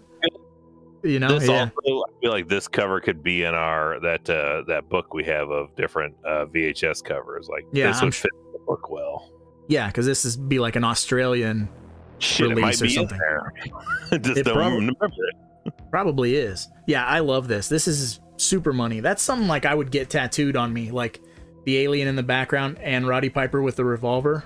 Like that would be a dope fucking start to something. His hands look super uncomfortable. That gun is not big enough for his gigantic man hand. Man hands. Man hands. Camp Facers in the house says, Happy New Year, guys. Happy New Year to you and yours. We still got with this shit. we got two more. We got a couple more hours before New Year's, so we will be wrapped up officially before our New Year's. But if any of you are celebrating the New Year with us, that's super cool, and I really appreciate you guys coming and hanging out with us tonight. It's money, but his mouth got some herpes or something. I dig it. Printed Because along. they need to get the fountain sterilized. Printed alongside the Sutter Kane books. Yeah, there you go. Money for like, it's like a pulp cover. Yeah. There you go. Zulian says this one's a mishap. He said it's a 25-cent paperback. We get the Carol Co logo down there, and we get my favorite tagline of "Who are they and what do they want?" Sex robots. Slasher Home Video says money. All right, yeah. On to the next one. Yes. All day. Wow. All day. No Roddy Piper, but still all day money. I definitely like representing the police riots. I don't know what you think, but I saw it and I was like, it looks really cool, but I was like, man, that's sad. Yeah, no Roddy, so you just got the police taking over everything. Yeah, and the church dead in the center. Over chairs. Phone case, like a phone case. I could see that. Like a horse fur? Like a fur, like a horse fur. Oh my god, money. Zulian says 10:38 here. I'm in Windsor, Ontario. Still an hour and a half away, but Happy New Year, guys. Yeah, it's 9:39 here for us, so we got a couple hours. Those colors are throwing me off, says Mikey. You don't like the orange. I'm a fan of that. But this one's orange. Orange, Nana. It's always the red wire. Too warm for a cool colored movie. Well, but the movie isn't cool colored. Like, if you go back and watch it, it doesn't have like blue tones really or anything. The aliens are blue, but it feels very hot. Yeah. Because it's like they're out working and sweating. Dirty. It's very like dirty, like working class movie. It's hot. At least that's the tone, like that's the vibe I get from the movie. The only like cool bit you get is that OG cover poster art that kind of gets that, and then all these other posters kind of take a page out of that and run with it. Well, and yeah, like the OG cover art's got that like synthwave 80s to it, because it's got like the palm tree and the purple and the blue and all the stuff we love. Font style really goes a long way on this movie. I love the font style. Mm-hmm. Yeah, see, I like it. I like it in the kind of red. I don't know that I would like. Blue is okay, I think guess. muting but- it was a really good choice. Dropping Yeah. that saturation down, because that's what it normally looks like. Drop Right, that it's real saturation bright. Down. Yeah, all right. Mishap for me. Evil, look, they got the "This is your God" cache on it. Yep, it is there, lying in the air. Man, it's super small. I can't see it, but yeah, that. Groovy says money. Campfacer says this Jameson is making me like all the covers more. Yeah, Evil's only had to take one shot, so I'm feeling good for him. That's He a was surprise. It's the fucking Yeah. holiday. he I got was too. he got a whole other giant bottle from Miss Heather. Still hasn't been opened, right? No, he opened it this morning because we smelled it, yeah. and I was like, that sucks. Yeah, because I just had that little bit. And he's like, "Man, are you gonna make it through a New Year's show?" I'm like, "Oh, don't worry. Miss Heather provided me with this giant bottle here that we cracked open, and it's got that safety thing on it, so it's like you can't make a Molotov cocktail out of it." Oh yeah, you got to pour out like it's perfect for like shots. Dribble it Yeah. out. Actually, it just pops off. I could pop that thing right out if I wanted to. I have champagne for tonight. I'm gonna be sipping champagne. And Bagney. That, and I got some Lone Stars holding me over at the time being. Nice. All right, on to the next. Is that the last one? This will be the final one. Yeah, buck flower, bitches. Money. It's This weird. is the only one that I added. I love the fucking shark teeth that the alien mask has at the bottom. It's weird, but I like it a lot. It's like some David I don't- Bowie shit. I had to look in closer. I'm like, is fucking Buck Flowers like lighting a crack pipe? Oh, he's fucking hitting. He's turning the watch thing. I was like, what the fuck is he doing? I'm gonna get that version of buck flower tattooed on me. A bunch of crazy shapes, colors. Mm-hmm. This Yeah, fire. this is fun, man. This is gas. Mikey with a $50 super. Oh, you gotta eat the fucking poster. Who says Happy gotta New pop the Year's, fucking guys. Thanks poster. for all the entertainment and friendship. Hey, man, no problem. Thank you. Evil is. Are you gonna eat a poster? You're not eating a poster. He's got it. He said. I don't have a poster to eat. I got to be provided said poster to eat. Which I'm not poster was spending it? part of- I don't I'm even not spending remember. part of $50 to get said poster. It's got to be provided with the $50. Was it this one? Sure. Eat the poster. Sell me the poster. Eat this. Fuck yes. You've told that story on this. Oh my god, money. I like the layers. Yeah, it's fun. Like, I was wouldn't this go so far as to call it like a great poster, but It's a little busy, but it's nice. it is nice. It's got the, you got the blue, the red, the black, the Is it- white. Super cool. I like it. Mikey says I'll eat it for you. Yeah. There you go. Eat the poster. Just run that shit through a shredder and pour spaghetti sauce over it. Strips. Fuck yes. My daughter would eat that if it was just really bland spaghetti sauce, like just plain ass ragu, and there was no meat or Plain ass anything. No You're meat gonna- salt. Are we gonna make you eat the poster on live stream? Or are we gonna make a separate video of you eating the poster? Don't make that man eat a poster, lol. Ain't nobody eating no posters. I can't do it in a cut video because they'll be like, they swapped that out with pasta or some shit. Yeah, It's not swapped really it out with something delicious. How about this? Yeah. I know people that have cake printers. What if we print I know it onto something that is not as bad for You you? print it on some fondant, we'll fucking eat No, the shit you're not out gonna of it. eat that much fondant. Yes, we will. You don't know who the that's fuck you horrible. think we are. 24 by 36 sheet of fondant. Yeah, that's so much. That's like twice what I wanted. Fold that up into a sandwich. Just make a sloppy joke out And of it. I'll put fucking marshmallow cream in the center of it No, and eat it like a a whole fucking... pizza. We'll use the cake printer on a whole ass pizza, and you have to eat the whole pizza. Done. What does evil get to eat? A whole pizza? That's Pancake. One of those pancake printers. Ooh, pancakes. I do like pancakes. Can be like pancakes, all exciting at first, but by the end you're fucking sick of them. Camp Facer with a $4.99 super chat says, "Cheers, cheers right back at you, man." I got my, I'm drinking my citrus green tea diet. I have no alcohol. I'm not really an alcohol guy, so I'll wait until my wife is home. We'll sip some champagne and probably watch a silly movie tonight. But yeah, you gotta be careful what kind of ink. That's why I was going for a cake printer. Cake printer. Be careful what kind of ink you eat. Yeah. Don't forget there's a backstory there. Don't forget the receipt that fell in the salsa in Seinfeld. Be careful what ink you eat. Well, some Seinfeld love right there. Deep cut. And that was the last of the posters, right? That was the last. Okay, so 16. We got about 15 minutes left in the live stream, Evil. So what does that mean? Well, that means it's time to look at our double feature or death section, where we're going to give you our opinions on what we think would be a good tag team partner movie tie-in flick to watch with They Live. Because you're going to watch They Live, you got to watch something else with it, just to spice up the even. So this is our tie-in. So let us know what you would use as a double feature with this They was Live. The fucking most difficult one I've ever done since we started doing tie-ins. I've had so many ones I went through on what I wanted to go with, and then deleted it, went with another one, 2 days later, delete it, another one, delete it, and like, motherfucker. As soon as I knew we were going to cover They Live, like a month ago, I was like, here's my tie-in. I knew it right from the jump. I never had to think about it, not a minute. And when Remix was prepping the live stream, he was like, I hate you, but that's pretty fucking good. You've talked about this on live stream before, so if anybody really knows you, they would know this is your pick.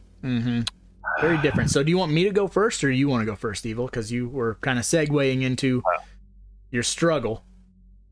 I mean, we can go with mine. I'm sure yours is going to be better, because I was initially like, what do I go with? Because like initially I was like, I think The Hidden would be a good one. The Hidden would be a good first movie, and then followed up with this. They're like, ooh, here's aliens that don't have their shit together and just like listening to rock music. Then I was like, nah. I was like, what else is it? I was like, well, this is like the first real good movie with a wrestler in it that didn't embarrass himself. So where has that been done well since then? And you also kind of see it as not a wrestler role. So I was like, what about Guardians of the Galaxy? I was like, Batista does a hell of a job there. I was like, maybe that. And then I couldn't settle on that. And I was like, fuck it. I'm going to go with a movie where it starts out kind of similar, like a down on a luck guy living in the past and suddenly realizes things aren't what they appear to be. But instead, it ends more apocalyptic, but halfway in a positive way at the same time. So I decided that my tie-in, and this is They Live and then this movie, I'm going to end my evening with The World's End. Wow, nice. Not bad. Not bad, Nicholas. Not bad. Thank you. That's a good movie, dude. That one gets slept on too. Like, everyone's always Shaun of the Dead, Shaun of the Dead. Yeah. And this one is forget it's the third part of the Cornetto trilogy is this one here. And yeah, I slept on it for a long time too, and then finally got around to it. And I'm like, yeah, this is pretty good. And I think it's the one I settled on. Like, this is what I want. This is my tie-in. I'm settling on this. not bad, dude. I'm impressed. Zulian says Alf season 1. Miss Heather said Hell Comes to Frogtown hands down. Jesse says The Faculty. Carlos Sanchez also says Hell Comes to Frogtown. Let's see. Slasher Home Video said I might go with Disturbing Behavior. Similar tone and story. Both pretty fun. That's really good. Faculty is also excellent. A lot of good stuff going on. And Hell Comes to Frogtown, obviously, for your Roddy tie-in. Mine is way out of left field, but it like Remix said, if you know me a little bit, I've brought this up a couple of times. Can you guess? Do you know it? Would you say No. sidekicks? Yeah, like sidekicks. Brain scan. So with my movie, I've always kind of compared these two on a level of they're smarter than they seem, they're better than people give them credit, and they're really saying something. But on the surface, it can just be an alien movie or whatever. The my tie-in is not an alien film, however. My tie-in has to do with the subliminal messages that are used throughout is the theme in They Live. So I went with Josie and the Pussycats because that whole movie is based on the music industry using subliminal messages to further sell product. They take nobodies and create superstars out of them, even if they're completely talentless, like Du Jour, turn them into heartthrob boy bands. But, at the core of it, it is all about these subliminal messages and basically selling things, keeping the trends going. Orange is the new pink or what the fuck ever. Like, everybody runs to the mall, buys the new orange. Gas. Yeah, that new shirt smacks gas or what the fuck ever the kids are saying these days. Plus, very funny, a really good cast, not a terrible soundtrack. It's fun. A lot of fun stuff. This is a movie I need to own and have not been able to find a physical copy of it yet.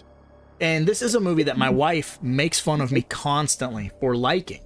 They're like, oh my God, I can't believe you like that. I'm like, I do a lot. And here's why. Like, it is so much smarter than you think. You think it's just this stupid movie about a stupid girl band, but it's so gangster, and it fits perfectly with that whole They Live.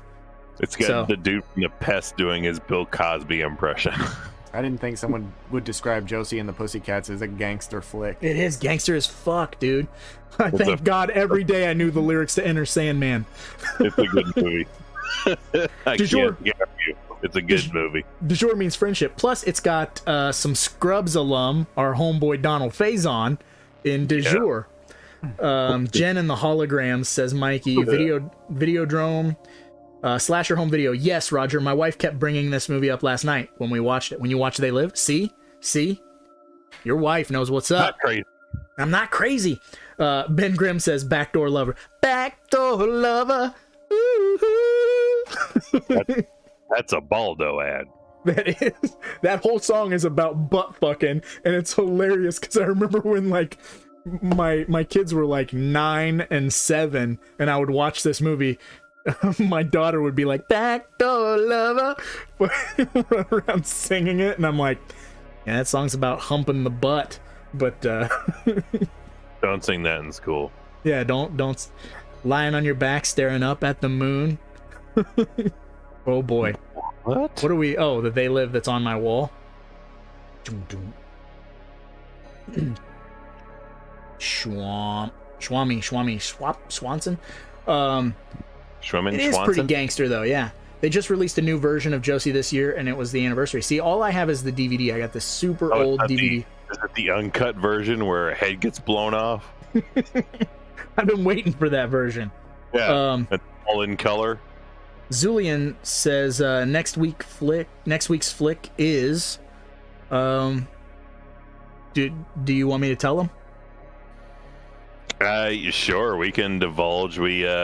Since this is the wrap on Carpenter month, we're gonna take the month of January and we're gonna split it in half, and we're gonna do a kind of an old school little bit to it. We're gonna have 2 weeks where it's gonna be a Rotten Roger recommends. We're gonna do a flick that Raj has really been pushing to do, and some movies he's been pushing me just to watch, and I've just been now watching it just to torture the poor man. So he has 2 movies lined up that he wants to do, and then there's going to be 2 movies that I really want, and we're going to do that, and we're going to just do his then mine. Mm-hmm. So Raj up first. So which of your 2 did you want to jump out the gate with first? Next week we're talking about Malignant. God damn it! I put off watching it all this time just to torture you because I love Malignant, and I want to talk about it. You're pronouncing it wrong. It's Malignant. Malignanti. We just hope it's A. Yes, John Bonet. No, I use that joke already, and I don't mind. But yeah, so we're gonna be talking about Malignant next week. Evil's gonna be watching it for the first time. I can't wait to talk to him about it. It feels like the very first do some research. This is a movie that when it hit theaters, I watched, I fell in love with, and purchased it day one, and have watched it so many times since getting it on Blu-ray. And every day, he's not exaggerating. Every day, I'm like, "Did you watch _Malignant yet?" No. I'm Did you watch no. _Malignant? I started watching the Lethal Weapon television series instead. Fuck Just you. Fucks me over. So now I've kind of forced his hand. I said, "Let's watch." He is forcing my hand. So we're gonna do that. So if you haven't seen _Malignant yet, you got a week to do so. Very split. You know, a lot of people really kind of hated on it, and I was just one. Every new movie, Yeah. though. I just really fell in love with it. So I can't wait to do it justice and spend 2 hours. Yeah, we're gonna do it, baby. But yeah, so that's what we're doing next week. But on that note, we got like 4 minutes left, so we can either pull up Instagram or we can just give final thoughts. I mean, our While we're final on this. a fucking awesome movie. We highly recommend it, and it's kind of depressing of how true to life it is. So that's what we've been already been saying for 2 hours is go check it out and be prepared to be a little bit sad when you're all done, because we've lost a lot of folks that are in this movie, and it's more true to life than it probably wants to be. Yeah, it's crazy too. Like when you watch it as a kid, like you feel something. Obviously, you know, you're like, wow, this is kind of heavy. You start to kind of pick up on the stuff, but as an adult, it really, as the kids say, hits different. You know, It does not hit smacking gas. it does not smack the gas with the hits, No. or what the fuck ever. But yeah, it really kind of takes the wind out of your sails. This is not a movie where you go, like, I'm really in the mood for this. It's super fun. Like, it has its moments though on that, but it's been the month of everything Carpenter does or has done that we've talked about is all things that came out and didn't do great, but all things that have done great post. And this is probably the pinnacle of that, of things of really taking off and being more influential and important now than they ever were then. So it's been an awesome month, just dedicating it entirely to John Carpenter. We still have movies that he's done that are awesome that we haven't talked about yet, so we can always do another month of JC down the road. We still have a handful of movies just like Vampires and The Prince of Darkness that we haven't covered yet. Christine, The Fog. Ghosts of Mars. Julian became a Patreon. He's going to push us to The Fog, but he has not done the Patreon tier Hasn't or a done live stream. yet, So eventually we will get to it. Yeah. But if you just can't wait, the life is in your hands, dude. He just commented. He said, "What about The Fog?" I promise you, man. We did this whole Yeah, we month just to You try want it and done trick you. sooner? We will cover The Fog eventually. I need your money to Unless forced. Yeah, unless you force our hand. People are excited about Instagram because people have been posting some fire pics today. They might even say that they slap. Oh boy, Matt But are says they the young kids I work with say that smacks if it's something cool or good. Slaps. That slaps. That's what I just said. See, you know, your subwoofers. When I was in high school, if you had like, you know, 10s, 12s, 15s in your trunk, those I keep them clean though. Those slap. I had 14s in my trunk. That's why I wasn't allowed to go to school. But I want to kill all these young kids with their bullshit slang nowadays. We can make up a word that doesn't fit into what the rest of the sentence is, and Was he on the chain wax? Yeah.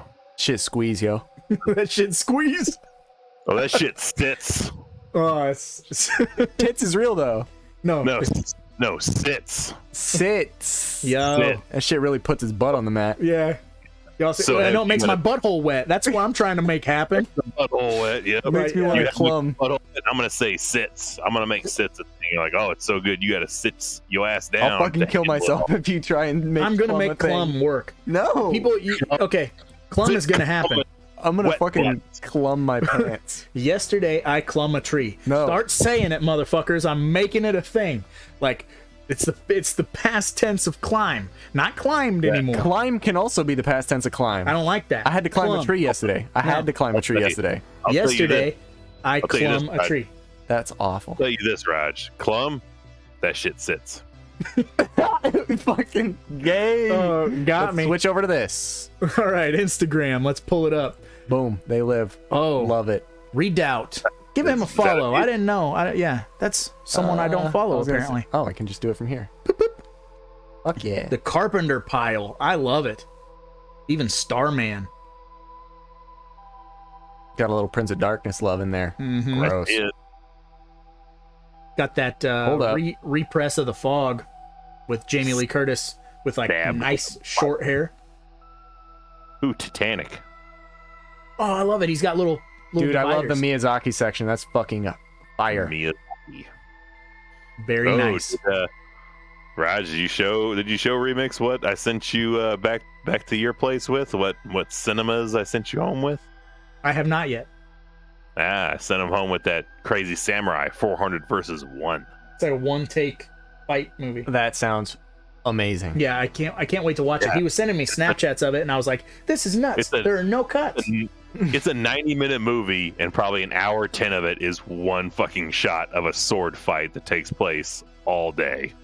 I was It's going to say, you remember when you amazing. guys thought that Spirited Away wasn't a real movie? Because we had that game where you're like, is this a real movie or is it fake? And you guys are like, Spirited Away is We need fake to bring as that fuck. back. Oh I'm, gosh, that was get a belt. I'm gonna get a championship belt because I am the king. Yeah, because you started cheating. You were like counting. You're like, well, there are 13 picks.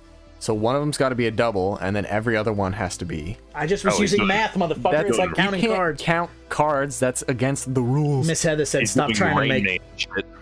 stop trying to make fetch happen. Clum will happen. CLUMB. I promise you guys. Ooh, Oh, that's cool. that's I like fire. that. I just found Movie next to the poster. That's I just cool. found the novel of Christine the other day and bought that for my wife because that's her favorite Carpenter. So And then yeah, what you do with the pieces of shit, you scrape it up with a little shovel. death to the shitters of the world. Oh, nice.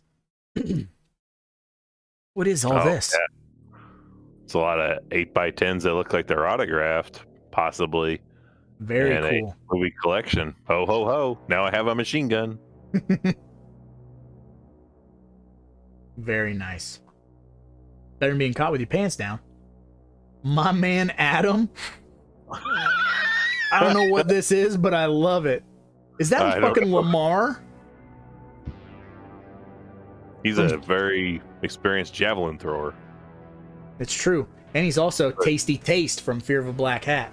but he has to have a limp-wristed throwing style in order to become a very good javelin thrower. Is that? I mean, there's a lot of things wrong with Revenge of the Nerds now. Never. Revenge of the Nerds for life. Revenge of the Nerds now would be national news on how scandalous it is. They installed cameras in the women's locker rooms. What's wrong with that, I ask you? I'm just Yeah, I mean, who hasn't been down that road? cursed tape. For sure. All right, let's see what else we got. It's cursed. It could be. Yeah, I saw this one earlier. This is amazing. Yeah, we both got tagged in that. That's a good game movie tie-in. Mm-hmm.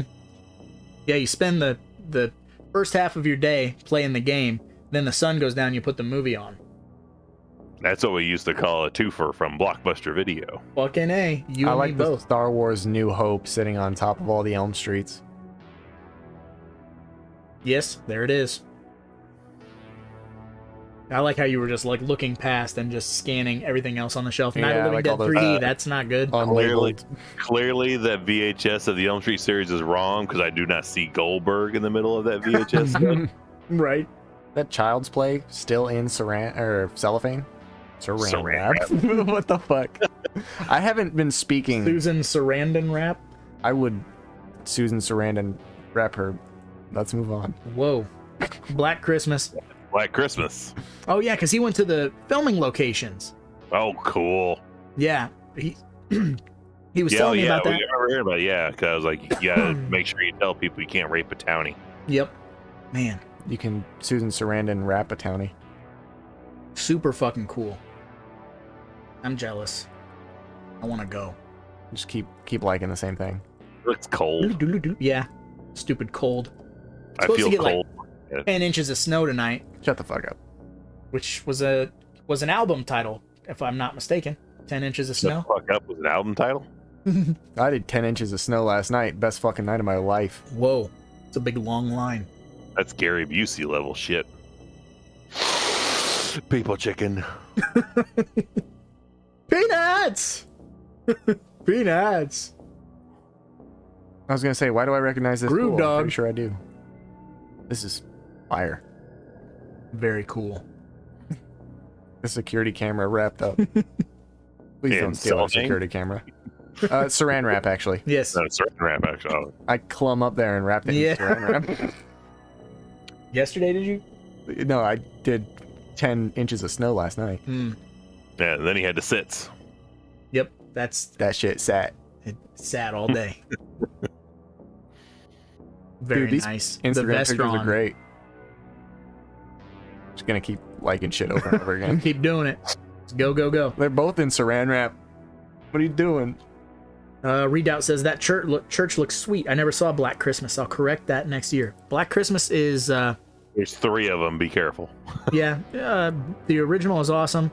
The mid 2000s one's fun for what it is, and then that last one that came out, everyone hated on it, but I had some fun with it. I didn't think it was fucking like stellar by any means, but it was okay. But like Evil and I both said, like it didn't have to be called Black Christmas. It could literally be called anything, like fucking College Cult or something, and I would be like, okay. Ooh, better title.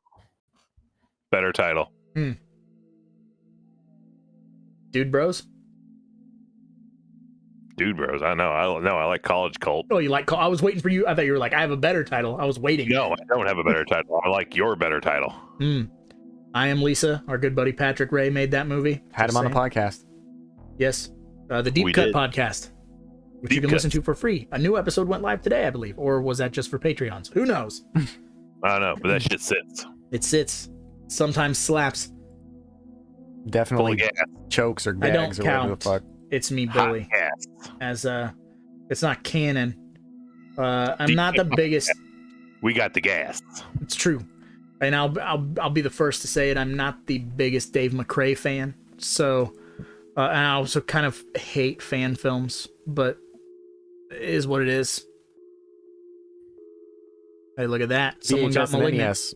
Hmm? VHS and NES. Wrapping everything in saran wrap. Boom. Sarandon wrap. Susan Sarandon. Wrap your lips around his dick. Hey, look at that! Real good buddy of mine got me that. Bud the Chud 2. Hey, we watched this thing earlier. I was watching it in a smaller screen. Yes, why not? Side of a screen.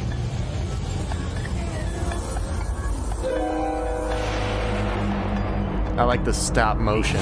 How long did this take? 3 As long as days. I wanted it to. So it took way longer than you thought. Bug, or not bug, 22 lightning bug. hours. That's the back of a He-Man action figure, like cardboard Yeah. box. Well, on that note, we've been through everything on Instagram. We're going back Yeah, back we're in the way, past. way back machine. But I suppose we should probably get going because, after all, there's a lot of movies out there. And somebody's got to watch them. So why not us, right? Rest in peace. At 14, I decided to start renting every horror film on video. Because the 1990s gave way to the straight-to-video star. Holy shit! This chick is crazy! How could you not love that? It's where the action was.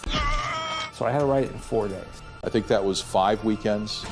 And the guy said, you, come here, show me what you got. That's how things went down really fast. But in a way, for me, that just made it so much fun. I had a blast making it. Love it, I love it. Let's really chop the rest of the heads off. You know, come on, it's the best one. And there's a lot of inventive camera work. These are all movies that combine genres. And there was no one to tell you that you couldn't do something. They were almost invariably going direct to video. Limited to my hometown, I think.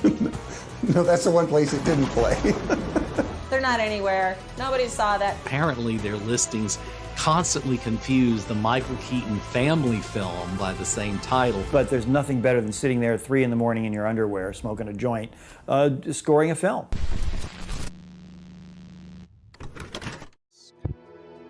We're back. It's comedians only. Maybe. Hey. It's highly likely. So we don't know. We haven't been through the entire book. We've not been through the entire book yet. We're not even halfway through this book yet, so I don't know how that makes you feel. Dear God. What book are we almost through? Well, we're talking about the Unnatural Order of the Three-Eyed Skulls Field Guide to Cryptids, Creatures, Creeps, Demons, Horrors, Haunts, Hangs, Hags, Ghosts, Monsters, Mutants, and Madmen, Volume 1 of a 3-volume series, all available on Amazon.com. This is a section of the show where we're talking about a different cryptid and informing you about something every single week. And all these fucking cryptids live in Canada. We got a lot of people who watch us from Canada, so maybe they can hunt these fuckers down. Canada is crawling with cryptids, and this one has one of the most unimpressive names that we've come across. It's really just pitiful. Like, you couldn't think of anything. So tonight's subject is giant bug. Giant bug. Do we have an artist's rendition of the giant bug? I have an artist's rendition for you. You're not fucking ready. This is the most Frankenstein of Frankensteins I've ever fucking seen. Yeah, Roddy Piper got shit on this. What is happening? You got fucking Roman Reigns tattoo and hair, Hulk Hogan's mustache, John Cena's face. That is a giant bug. The date is July 28th, 2018 in Boortown, Ontario. Bored to tears already. Just outside Boortown. Well, working the night shift at a Fawn Oil Gas and Go. Arnold Grip, 25, alleges a glowing object came out of the sky and sucked up all the gasoline from the fuel tanks. He also said that a giant bug kept pounding on the doors and the windows, waving glowing crystals in the air while screaming at him. Mr. Grip hid in the cashier's booth. After about 30 minutes, the bug and the glowing object left, leaving behind no sign it was ever there. That dude let his buddies take some gasoline and then was like, it was a big bug, man. I more would love to picture this hybrid creature of the Roman Cena Hogan here bang on the door going, I need all your gasoline, dude. You know, spiders are attracted to gasoline. Really? Yeah, there's something about pheromones and like their antennas and sensors. I thought you determined several weeks ago that those are not bugs. They're not arachnids. Yeah, they're arachnids. They're not insects. Well, it is called giant bug, not giant arachnids or spider. Pheromones are something I don't know about because it's kind of sciencey. You got anything to say about that, bitch? Sciencey? I don't know anything about sciencey, but I did know some people back in the day that did collect bugs for science class. Bill Nye the Science Guy. Bill Nye the Science Guy. Bill Nye the Science Guy. Science rules. Bill Nye the Science Guy. Inertia is a property of matter. Bill Nye the Science Guy. T minus 7 seconds. Bill Nye the Science Guy. Happy New Year, motherfuckers.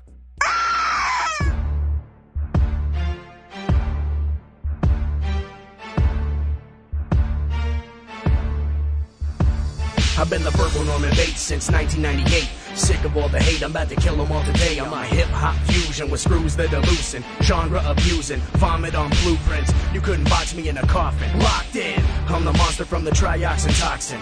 Don't forget it, I'm a sick, twisted idiot, killing off little kids, say I'm out revision it. Get it, bitch, I'm a Camp Crystal Lake type. Waiting late night, get you with a steak knife. verbal monster, yeah, you know the rest of it. Crash your slumber party, make a mess of it. I'm on some driller killer maniac ill shit. Duct tape, shovels, drill bits. Say I'm not hip hop and it's a feud. I'm in a troll 2 mood and you bitches are food. You don't want it with me because I'm coming and I will not stop until you all are running. I'm bringing the pain, stomping out brains, killing these lanes. Cause I am a monster. I am the man with the visions of death, the bringer of stress, the killer of flesh, the illest. And yes, I'm filling requests, so tell me who's next. Cause I am a monster. Yeah, they live. Roddy Piper wasn't lying. I'm about to get violent. So much being silent. I'm a proper blend of attitude and essence, letting out aggression with my vocals as a weapon. So much cookie cutter crap that these kids are calling rap. I just sit back and laugh while they call me an ass. And I'm supposed to just take it, watch you fake it like you're so amazing. I'm the slaughterer, known as the monster that's coming for all of you. Pray to your father. Cause I'm sick of all the lame rhymes. I'd kill 99% of you with one line. One lawnmower strapped to my chest plate. Now that's the best way to leave a mess of dead weight. And so it's said I'm the Voorhees of the rap game. Overstay my welcome, but still leaving cats slain. You don't want it with me because I'm coming and I will not stop until you all are running. I'm bringing the pain, stomping out brains, killing these lanes. Cause I am a monster.